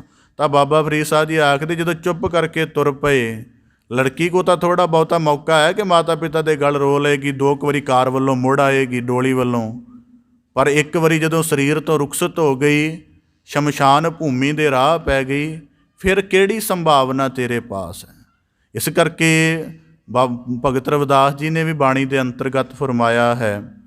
ਉਹ ਬਾਣੀ ਦੇ ਆਖਦੇ ਹਨ, ਪੁਰ ਸਲਾਤ ਕਾ ਪੰਥ ਦੁਹੇਲਾ, ਸੰਗ ਨਾ ਸਾਥੀ ਗਵ ਨਾ ਕੇਲਾ। ਇਸ ਕਰਕੇ ਕਹਿੰਦੇ ਉੱਥੇ ਕੋਈ ਸਦੀਵ ਸਾਥੀ ਨਹੀਂ ਹੈ। ਇਸ ਕਰਕੇ ਦੁਨੀਆ ਕਦੇ ਜੀਵਨ ਦੀਆਂ ਅਸਲੀਅਤਾਂ ਦੇ ਨਾਲੇ ਦੇਖਿਓ। ਜੀਵਨ ਦੇ ਵਿੱਚ ਮੈਨੂੰ ਅੱਜ ਤੋਂ 10 ਸਾਲ ਪਹਿਲਾਂ ਇਹ ਭਰਮ ਹੁੰਦਾ ਸੀ ਕਿ ਬੰਦੇ ਦੇ ਬੜੇ ਦੋਸਤ ਹੋਣੇ ਚਾਹੀਦੇ ਨੇ, ਬੜੇ ਵਾਕਬ ਹੋਣੇ ਚਾਹੀਦੇ ਨੇ ਕਿ ਉਹਦੇ ਜੀਵਨ 'ਚ ਕੋਈ ਘਾਟ ਰਵੇ ਨਾ, ਮਤਲਬ ਕਿਸੇ ਪੱਖ ਦੀ। ਕੁਦਰਤੀ ਇਹ ਸਮਝ ਸੀ ਪੜ੍ਹਾਈ ਲਿਖਾਈ ਦੇ ਨੁਕਤੇ ਤੋਂ। ਬਾਤ ਹੌਲੀ ਹੌਲੀ ਜਿਵੇਂ ਜਿਵੇਂ ਅਸਲੀਅਤਾਂ ਵਾਪਰਦੀਆਂ ਰਹੀਆਂ ਜਾਂ ਬਾਣੀ ਦੇ ਅਨੁਭਵ ਨਾਲ ਜੁੜਦੇ ਗਏ ਤਾਂ ਸਮਝ ਆਈ ਕਿ ਜਿੰਨਾ ਤੁਸੀਂ ਬਾਹਰੀ ਪਸਾਰਾ ਕਰਨਾ ਹੈ, ਇਹਨੂੰ ਤਾਂ ਕਰੋ ਜੇ ਤੁਹਾਡੇ ਅੰਤਮ ਦਾ ਸਹਾਇਕ ਹੈ। ਅੰਤਮ ਦਾ ਸਹਾਇਕ ਕੋਈ ਵੀ ਨਹੀਂ ਹੈ। ਇਸ ਕਰਕੇ ਜੀਵਨ ਦੀ ਜ਼ਿੰਮੇਵਾਰੀ ਦੇ ਨੁਕਤੇ ਤੋਂ ਇਹਨਾਂ ਦੇ ਨਾਲ ਚੱਲੋ, ਇਹਨਾਂ ਨੂੰ ਸਦੀਵੀ ਸਾਥੀ ਮੰਨ ਕੇ ਇਹਨਾਂ ਚੱਲੋ। ਔਰ ਜਗਤ ਸਾਡੇ ਨਾਲ ਫਰੇਬ ਕਰਦਾ ਹੈ। ਸ਼ਾਇਦ ਆਪ ਜੀ ਨੂੰ ਕਿਸੇ ਨਾ ਕਿਸੇ ਨੇ ਕਿਹਾ ਹੋਵੇ ਜ਼ਿੰਦਗੀ 'ਚ, ਹੋ ਸਕਦਾ ਮੈਨੂੰ ਤਾਂ ਕਿਸੇ ਨੇ ਕਿਹਾ ਨਹੀਂ, ਤੁਹਾਨੂੰ ਸ਼ਾਇਦ ਕਿਸੇ ਨੇ ਕਿਹਾ ਹੋਵੇ ਕਿ ਮੇਰਾ ਤੇਰੇ ਨਾਲ ਬੜਾ ਪ੍ਰੇਮ ਹੈ, ਤੇਰੀ ਆਈ ਮੈਂ ਮਰ ਜਾਵਾਂਗਾ। ਕਿਆ ਹੁੰਦਾ, ਲੋਕੀ ਮੋਹ 'ਚ ਆ ਕੇ ਆਖ ਦਿੰਦੇ ਨੇ। ਮੈਂ ਨਾ ਕਿਸੇ ਨੂੰ ਕਿਹਾ ਅਤੇ ਨਾ ਕਿਸੇ ਨੇ ਮੈਨੂੰ ਕਿਹਾ। ਮੈਂ ਖੁਦ ਆਪਣੀ ਮਾਤਾ ਨੂੰ ਵੀ ਨਹੀਂ ਕਦੀ ਕਿਹਾ। ਕਿਉਂ ਭਰਮ ਦੇ ਵਿੱਚ ਐਸਾ ਵਾਕ ਕਹਿਣਾ? ਦੁਨੀਆ 'ਤੇ ਕੁਝ ਇਸ ਤਰ੍ਹਾਂ ਦਾ ਕਦੀ ਸੁਣਿਆ ਜੇ ਕਿ ਕਦੀ ਜਦ ਸਾਡੇ ਸੰਬੰਧੀ ਨੂੰ ਮੌਤ ਆਈ ਹੋਵੇ ਤਾਂ ਅਸੀਂ ਮੌਤ ਨੂੰ ਕਿਹਾ ਕਿ ਨਹੀਂ ਸਾਨੂੰ ਲੈ ਜਾ, ਇਹਨੂੰ ਰਹਿਣ ਦੇ। ਪਰ ਅਸੀਂ ਝੂਠ ਮਾਰਦੇ ਹਾਂ, ਦੂਜੇ ਨੂੰ ਫਰੇਬ ਦੇ ਵਿੱਚ ਫਸਾਉਂਦੇ ਹਾਂ ਕਿ ਨਹੀਂ ਤੇਰੀ ਆਈ ਮੈਂ ਮਰਾਂਗਾ। ਕੋਈ ਨਹੀਂ ਮਰਿਆ, ਠੀਕ ਹੈ, ਰੁਦਨ ਕਰ ਲੈਂਦੇ ਹਾਂ। 2-2 ਸਾਲ 10-10 ਸਾਲਾਂ ਤੱਕ ਵੀ ਬੰਦੇ ਰੋਂਦੇ ਰਹਿੰਦੇ ਨੇ, ਉਹ ਸਾਰੀ ਜ਼ਿੰਦਗੀ ਤੱਕ ਵੀ ਰੋਂਦੇ ਨੇ। ਪਰ ਜੇ ਇੰਨਾ ਹੀ ਨੇਹੋ ਹੋਵੇ ਤਾਂ ਉਹਦੇ ਨਾਲ ਚੱਲੇ। ਪਰ ਬਾਣੀ 'ਚ ਗੁਰਮੁਖਾਂ ਦੀ ਇੱਕ ਅਵਸਥਾ ਹੁੰਦੀ ਹੈ, ਜਿਸ ਪਿਆਰੇ ਸਿ ਨੇਹੋ ਤਿਸ ਆਗੈ ਮਰ ਚੱਲੀਐ, ਧ੍ਰਿਗ ਜੀਵਨ ਸੰਸਾਰ ਤਾਂ ਕੈ ਪਾਸ਼ਾ ਜੀਵਣਾ। ਪਰ ਦੁਨਿਆਵੀ ਰੋਈ ਜਾਣਗੇ, ਅੱਖਾਂ ਦੇ ਵਿੱਚੋਂ ਪਾਣੀ ਮੁਕਾ ਲੈਣਗੇ, ਗਲਾ ਸੁੱਕ ਜਾਏਗਾ, ਪਰ ਉਹਦੇ ਨਾਲ ਨਹੀਂ ਜਾ ਸਕਣਗੇ। ਤਾਂ ਬਾਬਾ ਫਰੀਦ ਸਾਹਿਬ ਜੀ ਕਹਿੰਦੇ ਕਹਿ ਗੱਲ ਲੱਗੈ ਧਾਈ। ਜਦੋਂ ਇੱਕ ਵਾਰੀ ਸਰੀਰ 'ਚੋਂ ਰੁਖਸਤ ਹੋ ਗਿਆ, ਔਰ ਰੁਖਸਤ ਹੌਲੀ ਹੌਲੀ ਹੁੰਦਾ ਬੰਦਾ, ਪ੍ਰਾਣ ਆਜੂ ਘਟਦੀ ਹੈ, ਹੌਲੀ ਹੌਲੀ ਰੁਖਸਤ ਹੁੰਦਾ ਹੈ, ਇੱਕਦਮ ਨਹੀਂ ਜੋ ਕੱਢ ਲਈ ਜਾਂਦੀ। ਇਸ ਕਰਕੇ ਬਾਬਾ ਫਰੀਦ ਸਾਹਿਬ ਜੀ ਕਹਿੰਦੇ ਕਹਿ ਗੱਲ ਲੱਗੈ ਧਾਏ, ਮੁੜ ਕੇ ਜਿੰਦ ਤੇਰੇ ਕੋਲ ਆਸਰਾ ਕਿਹੜਾ ਬਚੇਗਾ। ਬੱਚੀ ਕੋਲੋਂ ਤਾਂ ਫਿਰ ਵੀ ਹੈ ਕਿ ਮਾਤਾ ਪਿਤਾ ਕਹਿਣਗੇ ਚਲੋ ਕੋਈ ਨਾ, ਜਿਵੇਂ ਮੈਂ ਇੱਕ ਦੋ ਦਫਾ ਦੇਖਿਆ ਉਹ ਕਿਤੇ ਬੱਚੀਆਂ ਦੀ ਹਾਲਤ ਬਹੁਤੀ ਮਾੜੀ ਹੋ ਗਈ ਅਤੇ ਉਹਨਾਂ ਨੇ ਕਿਹਾ ਚਲੋ ਜੀ ਇੰਝ ਕਰੋ ਵੀ 2 ਘੰਟੇ ਠਹਿਰ ਕੇ ਵਿਦਾ ਕਰ ਦਿਆਂਗੇ, ਵੀ ਉਹਨੂੰ ਥੋੜ੍ਹਾ ਬਹੁਤਾ ਮਨ ਨੂੰ ਬਹਿਲਾ ਲਓ, ਲੈਣ ਦਿਓ ਇਹਨੂੰ। ਚਲੋ ਉਹਦਾ ਘੰਟਾ 2 ਘੰਟੇ ਹੋ ਜਾਂਦਾ, ਪੜ੍ਹੇ ਲਿਖੇ ਲੋਕ ਨੇ, ਹੋ ਸਕਦਾ ਅਗਲੇ ਦਿਨ ਤੋਰ ਦੇਣ ਵੀ ਚਲੋ ਅੱਜ ਰਾਤ ਬਰਾਤ ਦਾ ਵਿਸ਼ਰਾਮ ਹੋਟਲ 'ਚ ਕਰਵਾ ਦਿੰਦੇ, ਬੱਚੀ ਦਾ ਮਨ ਠਹਿਰ ਜਾਵੇ। ਪਰ ਬਾਬਾ ਫਰੀਦ ਸਾਹਿਬ ਜੀ ਕਹਿੰਦੇ ਜਦੋਂ ਇੱਕ ਵਾਰੀ ਜਿੰਦ ਸਰੀਰ ਦੇ ਵਿੱਚੋਂ ਰੁਖਸਤ ਹੋ ਗਈ, ਫਿਰ ਭਾਵੇਂ 50 ਡਾਕਟਰ ਨੇੜੇ ਹੋਣ ਅਤੇ ਆਕਸੀਜਨ ਦੇ 50 ਸਿਲੰਡਰ ਪਏ ਹੋਣ, ਨਰਵਸ ਸਿਸਟਮ ਨੂੰ ਕੰਟਰੋਲ ਕਰਨ ਵਾਲੀਆਂ ਸਾਰੀਆਂ ਮਸ਼ੀਨਾਂ ਹੋਣ, ਕਹਿੰਦੇ ਤਾਂ ਵੀ ਕੋਈ ਬਾਤ ਨਹੀਂ ਬਣਨੀ। ਵਾਲੋਹ ਨਿੱਕੀ ਪੁਰ ਸਲਾਤ ਕੰਨੀ ਨਾ ਸੁਣੀ ਆਏ। ਅਤੇ ਇਸਲਾਮ ਦੀ ਭਾਸ਼ਾ ਦੇ ਵਿੱਚ ਜਿਹੜਾ ਨਰਕ ਦੇ ਉੱਪਰੋਂ ਪੁਲ ਲੰਘਦਾ ਉਹਨੂੰ ਪੁਲੇ ਸਰਾਤ ਆਖਦੇ ਹਨ। ਅਤੇ ਕਹਿੰਦੇ ਇਹਦੇ ਤੋਂ ਲੰਘ ਕੇ ਅੱਗੇ ਬੰਦਾ ਜਾਂਦਾ ਹੈ ਅਤੇ ਆਖਦੇ ਨੇ ਪੁਰ ਸਲਾਤ, ਇਹਦੇ ਬਾਰੇ ਕਿਹਾ ਜਾਂਦਾ ਵਾਲੋਹ ਨਿੱਕੀ। ਬਾਬਾ ਫਰੀਦ ਸਾਹਿਬ ਜੀ ਦੇ ਵਾਕ ਵਿੱਚ ਜ਼ਿਕਰ ਆਉਂਦਾ ਹੈ, ਵਾਟ ਹਮਾਰੀ ਖਰੀ ਉਡੀਨੀ ਖੰਨਿਓ ਤਿੱਖੀ ਬਹੁਤ ਤਿਪ ਈਣੀ। ਹਦੀਸ ਸ਼ਰੀਫ ਦੇ ਵਿੱਚ ਜ਼ਿਕਰ ਆਉਂਦਾ ਹੈ ਕਿ ਜਦੋਂ ਨਰਕ ਦੇ ਉੱਪਰੋਂ ਇਹ ਪੁਲ ਲੰਘਦਾ, ਇਹ ਵਾਲ ਜਿੰਨਾ ਬਰੀਕ ਹੈ ਅਤੇ ਤਲਵਾਰ ਦੀ ਨੋਕ ਜਿੰਨਾ ਤਿੱਖਾ ਹੈ। ਕਹਿੰਦੇ ਇਹਦੇ ਉੱਪਰ ਉਹੀ ਚੱਲ ਸਕਦੇ ਹਨ ਜਿਨ੍ਹਾਂ ਦੇ ਕਰਮ ਸ਼ੁਭ ਰਹੇ ਨੇ, ਜਿਨ੍ਹਾਂ ਦੇ ਉੱਪਰ ਕੋਈ ਵਾਸਨਾ ਦੀ ਮੈਲ ਨਹੀਂ ਹੈ, ਜਿਹੜੇ ਜ਼ਿੰਦਗੀ ਦੇ ਵਿਅਰਥ ਕੌਤਕਾਂ ਦੇ ਵਿੱਚ ਭਰਮ ਕੇ ਪਾਪਾਂ ਦੇ ਨਾਲ ਨਹੀਂ ਭਰੇ, ਜਿਹੜੇ ਬਿਲਕੁਲ ਬਰੀਕ ਰਹੇ ਨੇ। ਹੁਣ ਦੇਖੋ ਸਾਡੇ ਸਰੀਰ ਦਾ ਆਕਾਰ ਹੈ, ਪਰ ਸਾਡੀ ਆਤਮਾ ਦਾ ਕੀ ਆਕਾਰ ਹੈ? ਪਰ ਆਤਮਾ ਜਦੋਂ ਆਈ ਸੀ ਉਦੋਂ ਪਵਿੱਤਰ ਰੂਪ ਦੇ ਵਿੱਚ ਆਈ ਸੀ। ਉਸ ਆਤਮਾ ਦੇ ਨਾਲ ਜਿਹੜਾ ਸਰੀਰ ਬਣਿਆ, ਮਨ ਬਣਿਆ, ਬੁੱਧੀ ਬਣੀ, ਉਹਦੇ ਨਾਲ ਅਸੀਂ ਜ਼ਿੰਦਗੀ ਭਰ ਜਿਹੜੇ ਕਰਮ ਕੀਤੇ ਹਨ ਇਹ ਸੂਖਸ਼ਮ ਰੂਪ ਹੋ ਕੇ ਸਾਡੇ ਨਾਲ ਜੁੜ ਜਾਂਦੇ ਹਨ। ਮਤਲਬ ਮਰਨ ਤੋਂ ਬਾਅਦ ਵੀ ਸਾਡਾ ਇੱਕ ਨਕਸ਼ ਬਾਕੀ ਰਹਿੰਦਾ ਹੈ। ਜਦੋਂ ਜਨਮ ਆਰੰਭ ਹੋਇਆ ਸੀ ਉਦੋਂ ਸਾਡਾ ਵਾਕਿਆ ਹੀ ਜਿਹੜਾ ਜੀਵਨ ਸੀ ਉਹ ਬਿਲਕੁਲ ਵਾਲ ਵਾਂਗ ਬਰੀਕ ਸੀ, ਪਰ ਜੀਵਨ ਦੇ ਵਿੱਚ ਆਤਮ ਜੋਤ ਨਿਰਾਕਾਰ ਸੀ। ਪਰ ਉਸ ਨਿਰਾਕਾਰ ਦੀ ਸ਼ਕਤੀ ਕਰਕੇ ਸਾਨੂੰ ਸਾਕਾਰ ਜੀਵਨ ਮਿਲਿਆ, ਸਰਗੁਣੀ ਜੀਵਨ ਮਿਲਿਆ, ਅਤੇ ਉਹਦੇ ਨਾਲ ਇੰਨੇ ਜ਼ਿਆਦਾ ਕਰਮ ਕਰ ਲਏ ਹਨ ਕਿ ਹੁਣ ਜੀਵਨ ਦੇ ਵਿੱਚ ਗੁਨਾਹਾਂ ਦੀ ਮੈਲ ਵੀ ਹੈ, ਵਿਕਾਰਾਂ ਦੇ ਔਗਣ ਵੀ ਹਨ, ਪਦਾਰਥਾਂ ਦਾ ਮੋਹ ਵੀ ਹੈ, ਪਦਾਰਥਾਂ ਦੀ ਤ੍ਰਿਸ਼ਨਾ ਵੀ ਹੈ। ਇੰਨਾ ਕੁਝ ਸੂਖਸ਼ਮ ਰੂਪ ਦੇ ਵਿੱਚ ਲੈ ਕੇ ਬਾਬਾ ਫਰੀਦ ਸਾਹਿਬ ਜੀ ਕਹਿੰਦੇ ਵਾਲੋਹ ਨਿੱਕੀ ਪੁਰ ਸਰਾਤ, ਉਸ ਬਰੀਕ ਪੁੱਲ ਤੋਂ ਕਿਵੇਂ ਤੁਰਿਆ ਜਾਏਗਾ। ਹੁਣ ਕੁਦਰਤੀ ਹੈ ਕਈ ਜਗ੍ਹਾ ਰਾਹ ਬਹੁਤ ਸੀਮਤ ਹੁੰਦੇ ਨੇ, ਜਿਵੇਂ ਕਈ ਵਾਰੀ ਜਿੱਥੇ ਕੇਵਲ ਤੁਰਨ ਦੇ ਲਈ ਰਸਤਾ ਬਣਾਉਣਾ ਹੋਵੇ ਤਾਂ ਉਹਨਾਂ ਨੇ ਨਾ ਕੁਝ ਲਾਏ ਹੁੰਦੇ ਨੇ ਬੈਰੀਅਰ ਦੇ, ਉਹਨਾਂ 'ਚ ਫੁੱਟ ਕੁ ਦੀ ਥਾਂ ਛੱਡੀ ਹੁੰਦੀ ਹੈ। ਹੁਣ ਜਿਹੜੇ ਬੰਦੇ ਦੇ ਸਰੀਰ ਦਾ ਆਕਾਰ ਹੀ ਚੌੜਾਈ ਦੇ ਵਿੱਚ 2 ਫੁੱਟ ਹੈ, ਉੱਧਰੋਂ ਕਿੱਥੇ ਲੰਘਿਆ ਜਾਣਾ ਹੈ। ਜਿੰਨੇ ਜ਼ਿੰਦਗੀ 'ਚ ਮੰਦੇ ਕਰਮ ਕਰਕੇ ਆਪਣੇ ਆਪ ਨੂੰ ਬੋਝ ਇੰਨਾ ਕੀਤਾ ਹੋਇਆ ਹੈ, ਉਹ ਇਸ ਤਰ੍ਹਾਂ ਦੇ ਬਾਰੀਕ ਪੁੱਲ ਤੋਂ ਕਿਵੇਂ ਲੰਘ ਸਕੇਗਾ। ਅਤੇ ਕਹਿੰਦੇ ਇਹਦੇ ਵਿੱਚ ਜਿਹੜੇ ਭਾਰੇ ਕਰਮ ਨੇ ਉਹ ਇਸ ਪੁੱਲ ਤੋਂ ਹੇਠਾਂ ਡਿੱਗ ਪੈਂਦੇ ਨੇ, ਫਿਰ ਦੋਜ਼ਖਾਂ ਦੀ ਅੱਗ ਵਿੱਚ ਬੰਦਾ ਸੜਦਾ ਹੈ। ਇਸਲਾਮ ਨੇ 17 ਕਿਸਮ ਦੇ ਨਰਕਾਂ ਦਾ ਵਰਣਨ ਕੀਤਾ ਹੈ। ਤਾਂ ਬਾਬਾ ਫਰੀਦ ਸਾਹਿਬ ਜੀ ਕਹਿੰਦੇ ਕੰਨੀ ਨਾ ਸੁਣੀ ਆਏ, ਉਸ ਅਸਲੀਅਤ ਦਾ ਮਨੁੱਖ ਤੈਨੂੰ ਖਿਆਲ ਵੀ ਨਹੀਂ ਹੈ। ਫਰੀਦਾ ਕਿੜੀ ਭਵੰਦਈ ਖੜਾ ਨਾ ਆਪ ਮੁਹਾਏ। ਕਿੜੀ ਦਾ ਭਾਵ ਕਿ ਤੈਨੂੰ ਧਰਮ ਸ਼ਾਸਤਰ, ਧਰਮ ਜਿਹੜੇ ਧਾਰਮਿਕ ਸ਼ਖਸੀਅਤਾਂ ਹਨ, ਕਹਿੰਦੇ ਉਹ ਆਵਾਜ਼ਾਂ ਦੇ ਦੇ ਕੇ ਸਮਝਾ ਰਹੇ ਹਨ, ਖੜਾ ਨਾ ਆਪ ਮੁਹਾਏ, ਕਿ ਉੱਥੇ ਖੜੇ ਹੋਣ ਜੋਗੀ ਵੀ ਜਗ੍ਹਾ ਨਹੀਂ ਹੈ। ਇਸ ਕਰਕੇ ਇਸ ਦੁਨੀ ਦੇ ਕੌਤਕ ਵਿੱਚ ਭਰਮ ਕੇ ਆਪਣੇ ਜੀਵਨ ਦੀ ਅਸਲੀਅਤ ਨੂੰ ਨਾ ਵਿਸਾਰ। ਜੇ ਦੁਨੀ ਦੇ ਕੌਤਕ ਵਿੱਚ ਭਰਮ ਕੇ ਅਸਲੀਅਤ ਨੂੰ ਵਿਸਾਰਦਾ ਰਿਹਾ ਤਾਂ ਤੈਨੂੰ ਸਮਝ ਆਉਣਾ ਚਾਹੀਦਾ ਕਿ ਦੁਨੀਆ ਸਰਾਂ ਵਾਂਗ ਹੈ, ਇੱਥੇ ਸਰਾਂ 'ਤੇ ਕੋਈ ਠਹਿਰਿਆ ਨਹੀਂ। ਅਤੇ ਜਿਹੜਾ ਪੁਲੇ ਸਰਾਤ ਹੈ ਅਤੇ ਉਹਦੇ ਤਾਂ ਊਂ ਹੀ ਨਹੀਂ ਠਹਿਰਿਆ ਜਾਣਾ ਜੇ ਤੇਰੇ ਕਰਮ ਚੰਗੇ ਨਾ ਹੋਏ। ਤਾਂ ਹੀ ਬਾਬਾ ਫਰੀਦ ਸਾਹਿਬ ਜੀ ਨੇ ਕਿਹਾ ਫਰੀਦਾ ਅਮਲ ਦੇ ਕੀਤੇ ਦੁਨੀਆ ਵਿੱਚ। ਹੁਣ ਇਹ ਕੋਈ ਗੱਲਾਂ ਕਾਲਪਨਿਕ ਨਹੀਂ ਹਨ, ਇਹ ਵੀ ਨਾ ਕਿਤੇ ਸਮਝ ਲੈਣਾ, ਕਿਉਂਕਿ ਵਰਤਮਾਨ ਸਮੇਂ ਦੇ ਵਿੱਚ ਅਧੂਰੀ ਕਿਸਮ ਦੀ ਸਾਇੰਸ ਨੇ ਬੰਦਿਆਂ ਦੇ ਮਾਈਂਡ ਨੂੰ ਹਾਈਜੈਕ ਕੀਤਾ ਹੋਇਆ। ਇਹ ਉਹਨਾਂ ਵੱਡੇ ਪੁਰਖਾਂ ਦਾ ਅਨੁਭਵ ਹੈ ਜਿਨ੍ਹਾਂ ਨੇ ਦੱਸਿਆ ਕਿ ਜਦੋਂ ਸਰੀਰ ਜਿਹੜੇ ਚੇਤਨ ਰਹੇ, ਜਿਨ੍ਹਾਂ ਨੇ ਦੱਸਿਆ ਕਿ ਆਤਮਾ ਸਰੀਰ ਵਿੱਚ ਨਿਕਲਣ ਤੋਂ ਬਾਅਦ ਕਿਵੇਂ ਦੇ ਸਫ਼ਰਾਂ 'ਤੇ ਜਾਂਦੀ। ਬਾਣੀ 'ਚ ਵਾਕ ਨਹੀਂ ਆਉਂਦਾ, ਜੇ ਪੈਡੈ ਮਹੰਦ ਗੁਬਾਰਾ ਤੈ ਹਰ ਕਾ ਨਾਮ ਸੰਗ ਜਿਆਰਾ, ਜਹਾਂ ਪੰਥ ਤੇਰਾ ਕੋ ਨਾ ਸਿਆਨੂ ਤੈ ਹਰ ਕਾ ਨਾਮ ਤੈ ਨਾਲ ਪਛਾਨੂ। ਜਾਂ ਬਾਣੀ 'ਚ ਵਾਕ ਆਉਂਦਾ, ਜਿੱਥੇ ਅਵ ਘਟ ਗਲੀਆਂ ਭੀੜੀਆਂ ਤਿੱਥੇ ਹਰ ਹਰ ਮੁਕਤ ਕਰਾਏ। ਸੂਖਸ਼ਮ ਸਰੀਰ ਦੇ ਜੀਵਨ ਦਾ ਸਫ਼ਰ ਕਿਵੇਂ ਦਾ ਹੈ ਉਹ ਬਾਣੀ 'ਚ ਲਿਖਿਆ ਹੋਇਆ ਹੈ। ਤਾਂ ਬਾਬਾ ਫਰੀਦ ਸਾਹਿਬ ਜੀ ਕਹਿੰਦੇ ਫਰੀਦਾ ਕਿੜੀ ਭਵੰਦਈ, ਇਹ ਆਵਾਜ਼ਾਂ ਪੈ ਰਹੀਆਂ ਨੇ ਤੈਨੂੰ, ਹਰ ਜਗ੍ਹਾ ਸੱਦ ਪੈ ਰਹੀ ਹੈ। ਖੜਾ ਨਾ ਆਪ ਮੁਹਾਏ, ਜਗਤ ਥਿਰ ਰਹਿਣ ਵਾਲਾ ਨਹੀਂ ਹੈ।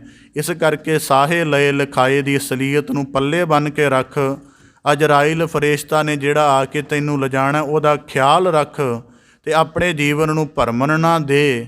ਅਤੇ ਜਿਵੇਂ ਬੱਚੀ ਬੇਪਰਵਾਹੀ 'ਚ ਪਈ ਹੁੰਦੀ ਹੈ, ਉਸ ਬੇਪਰਵਾਹੀ ਦੇ ਅੰਦਰ ਥੋੜ੍ਹੀ ਥੋੜ੍ਹੀ ਗੰਭੀਰਤਾ ਵੀ ਪਾਉਣੀ ਸ਼ੁਰੂ ਕਰ, ਅਤੇ ਉਹ ਚੱਜ ਆਚਾਰ ਸਿੱਖ ਜਿਹਦੇ ਨਾਲ ਸਹੁਰੇ ਘਰ ਜਾ ਕੇ ਮਾਣ ਮਿਲੇ। ਉਹਨਾਂ ਕਰਮਾਂ ਦਾ ਪੱਲਾ ਪਕੜ ਜਿਹਦੇ ਨਾਲ ਦਰਗਾਹ ਵਿੱਚ ਮਾਣ ਮਿਲੇ। ਕਿਉਂਕਿ ਜੇ ਇੱਥੇ ਬੇਪਰਵਾਹੀਆਂ ਵਿੱਚ ਲੱਗੇ ਰਹੇ ਤੇ ਇੱਥੇ ਤਾਂ ਚਲੋ ਸਾਰੇ ਲਾਡ ਕਰਕੇ ਕੋਈ ਨਹੀਂ ਕਹਿੰਦਾ, ਜਿਵੇਂ ਭਾਈ ਗੁਰਦਾਸ ਸਾਹਿਬ ਜੀ ਆਖਦੇ ਨੇ, ਨਹਿਰ ਕੁਵਾਰ ਕੰਨਿਆ ਲਾਡਲੀ ਕੈ ਮਾਨੀਅਤ, ਵਿਆਹੇ ਸਸੁਰਾਰ ਜਾਏ ਗੁਣਨ ਕੈ ਮਾਨੀਐ। ਕਿ ਪੇਕੇ ਘਰ ਤਾਂ ਪਿਆਰ ਤਾਂ ਹੀ ਮਿਲ ਜਾਂਦਾ ਕਿਉਂਕਿ ਸਾਰਿਆਂ ਦੀ ਲਾਡਲੀ ਹੁੰਦੀ ਹੈ, ਪਰ ਸਹੁਰੇ ਘਰ ਜਾ ਕੇ ਪਿਆਰ ਸਤਿਕਾਰ ਤਾਂ ਮਿਲਦਾ ਜੇ ਪੱਲੇ ਗੁਣ ਹੋਣ। ਜੇ ਇਸ ਆਤਮ ਜੋਤ ਦੇ ਹੁੰਦਿਆਂ ਸਰੀਰ ਦੇ ਨਾਲ, ਮਨ ਦੇ ਨਾਲ, ਆਤਮਾ ਬੁੱਧੀ ਦੇ ਨਾਲ ਸ਼ੁਭ ਕਰਮਾਂ ਦੀ ਰਾਸ ਪੱਲੇ ਬੰਨੀ ਹੈ ਤਾਂ ਦਰਗਾਹ ਦੇ ਵਿੱਚ ਮਾਣ ਮਿਲਦਾ, ਨਹੀਂ ਤਾਂ ਪਰਮੇਸ਼ਰ ਦੇ ਦਰ 'ਤੇ ਬੰਦਾ ਸਵੀਕਾਰਿਆ ਨਹੀਂ ਜਾਂਦਾ। ਇਸ ਕਰਕੇ ਬਾਣੀ 'ਚ ਵਾਕ ਆਉਂਦੇ ਨੇ, ਭਾਈ ਰੇ ਰਾਮ ਕਉ ਚਿਤ ਲਾਏ, ਹਰ ਜਸ ਵੱਖਰ ਲੈ ਚੱਲੋ, ਸਹੁ ਦੇਖਿਆ ਪਤੀਆਏ। ਕੁਦਰਤੀ ਨੁਕਤਾ ਅਰਜ਼ ਕਰਦਿਆਂ ਸਾਨੂੰ ਪਤਾ ਹੈ ਨਾ ਕਿ ਬੱਚਾ ਸਰੀਰਕ ਤੌਰ 'ਤੇ, ਮਾਨਸਿਕ ਤੌਰ 'ਤੇ ਜਿਹੜੇ ਹਨ ਉਹ ਆਚਰਣ ਦੇ ਪਵਿੱਤਰ ਰਹਿਣੇ ਚਾਹੀਦੇ ਨੇ, ਤਾਂ ਇਹਨਾਂ ਦਾ ਗ੍ਰਸਤ ਦਾ ਸੰਬੰਧ ਠੀਕ ਰਹੇਗਾ। ਅਤੇ ਬੱਚੀ ਵੀ ਜਦੋਂ ਤੱਕ ਵਿਵਾਹਿਤ ਨਹੀਂ ਹੋ ਜਾਂਦਾ, ਆਪਣੀ ਸਰੀਰਕ ਅਵਸਥਾ ਦੀ ਮਨ ਕਰਕੇ, ਬਚਨ ਕਰਕੇ, ਸਭ ਤਰੀਕਿਆਂ ਨਾਲ ਸੰਭਾਲ ਕਰਦੀ, ਬੱਚਾ ਵੀ ਕਰਦਾ ਹੈ। ਪਰ ਅਧਿਆਤਮ ਦੇ ਨੁਕਤੇ ਤੋਂ ਅਸੀਂ ਇਹ ਗੱਲ ਨਹੀਂ ਸਮਝਣਾ ਚਾਹੁੰਦੇ। ਅਧਿਆਤਮ ਦੇ ਨੁਕਤੇ ਤੋਂ ਰੋਜ਼ਾਨਾ ਮੰਦੀਆਂ ਮਜਲਸਾਂ ਦੇ ਵਿੱਚ ਬੈਠਣਾ, ਮਾੜਿਆਂ ਲੋਕਾਂ ਦੀ ਸੰਗਤ ਕਰਕੇ ਆਪਣੇ ਚਿੱਤ ਨੂੰ ਮੈਲਾ ਕਰਨਾ, ਇਹਦੀ ਕੋਈ ਚਿੰਤਾ ਨਹੀਂ। ਇੱਕ ਬੱਚੀ ਨੂੰ ਪਤਾ ਹੈ ਕਿ ਇਸ ਮਾੜੇ ਜ਼ਮਾਨੇ ਵਿੱਚ ਆਪਣਾ ਦਾਮਨ ਕਿਵੇਂ ਬਚਾ ਕੇ ਰੱਖਣਾ ਹੈ। ਦਰਿੰਦਗੀ ਹਰਲ ਹਰਲ ਕਰਦੀ ਫਿਰਦੀ ਹੈ, ਪਰ ਇਸ ਮਾਇਆ ਦੇ ਕੌਤਕਾਂ ਦੇ ਵਿੱਚ ਆਪਣੇ ਆਤਮ ਦੀ ਪਵਿੱਤਰਤਾ ਨੂੰ ਕਿਵੇਂ ਬਚਾ ਕੇ ਰੱਖਣਾ ਹੈ, ਇਸ ਗੱਲ ਦਾ ਸਾਨੂੰ ਕੋਈ ਖਿਆਲ ਨਹੀਂ। ਇਸ ਕਰਕੇ ਬਾਬਾ ਫਰੀਦ ਸਾਹਿਬ ਜੀ ਕਹਿੰਦੇ, ਖਾੜਾ ਨਾ ਆਪ ਮੁਹਾਏ, ਨਹੀਂ ਚੱਲਿਆ ਜਾਣਾ। ਇਸ ਪ੍ਰਕਾਰ ਪਹਿਲੇ ਸ਼ਲੋਕ ਦੇ ਅੰਤਰਗਤ ਬਾਬਾ ਫਰੀਦ ਸਾਹਿਬ ਜੀ ਸਾਨੂੰ ਚੇਤੰਨ ਕਰਦੇ ਹਨ, ਕਿਰਪਾ ਕਰਨ ਸਾਡੇ ਜੀਵਨ ਦੀ ਜਿਹੜੀ ਸੱਚ ਅਸਲੀਅਤ ਹੈ ਉਹ ਸਾਡੇ ਸਾਰਿਆਂ ਦੇ ਪੱਲੇ ਵੱਜੀ ਰਹੇ। ਸ਼ੁਭ ਕਰਮਾਂ ਦੀ ਰਾਸ ਦੇ ਨਾਲ ਧਰਮ ਦੇ ਸੱਧ ਮਾਰਗ 'ਤੇ ਚੱਲ ਕੇ, ਬਾਬਾ ਫਰੀਦ ਸਾਹਿਬ ਦੀ ਬਾਣੀ 'ਚ ਵਾਕ ਆਉਂਦੇ ਨੇ, ਜੋ ਗੁਰ ਕਹੈ ਜੋ ਗੁਰ ਦੱਸੇ ਵਾਟ, ਮੁਰੀਦਾ ਜੋਲੀ ਹੈ। ਜੋ ਗੁਰੂ ਨੇ ਗੱਲ ਕਹਿ ਦਿੱਤੀ ਹੈ ਉਹਨੂੰ ਸੱਤ ਕਰਕੇ, ਮੰਨ ਕੇ, ਵਿਸ਼ਵਾਸ ਕਰਕੇ ਪੁਰ ਯਤਨ ਦੇ ਨਾਲ ਚੱਲਣ ਦਾ ਯਤਨ ਕਰ, ਤਾਂ ਤੈਨੂੰ ਤੇਰੇ ਜੀਵਨ ਦਾ ਪਰਮ ਆਨੰਦ, ਪਰਮੇਸ਼ਰ ਦੀ ਦਰਗਾਹ ਦਾ ਵੱਡਾ ਅਨੁਭਵ, ਵੱਡਾ ਸੁੱਖ ਪ੍ਰਾਪਤ ਹੋਵੇਗਾ। ਬਾਬਾ ਫਰੀਦ ਸਾਹਿਬ ਜੀ ਕਿਰਪਾ ਕਰਨ ਸ਼ਲੋਕ ਦਾ ਭਾਵ ਉਪਦੇਸ਼ ਸਾਰਿਆਂ ਦੇ ਹਿਰਦੇ ਅੰਦਰ ਵਸ ਜਾਏ ਜੀ, ਸਾਰਿਆਂ ਦਾ ਇੱਥੇ ਆਇਆ ਸਫਲਾ ਹੋਵੇ। ਆਪ ਜੀ ਦੇ ਸਨਮੁਖ ਪਹਿਲੇ ਸ਼ਲੋਕ ਦੀ ਵਿਆਖਿਆ ਰੱਖਦਿਆਂ ਹੋਈਆਂ ਬੇਅੰਤ ਭੁੱਲਾਂ ਦੀ ਖਿਮਾ ਜਾਚਨਾ ਜੀ। ਬੜੇ ਅਦਬ ਸਹਿਤ ਗੱਜ ਕੇ ਫਤਿਹ ਅਰਜ਼ ਕਰੋ ਜੀ। ਵਾਹਿਗੁਰੂ ਜੀ ਕਾ ਖਾਲਸਾ, ਵਾਹਿਗੁਰੂ ਜੀ ਕੀ ਫਤਿਹ।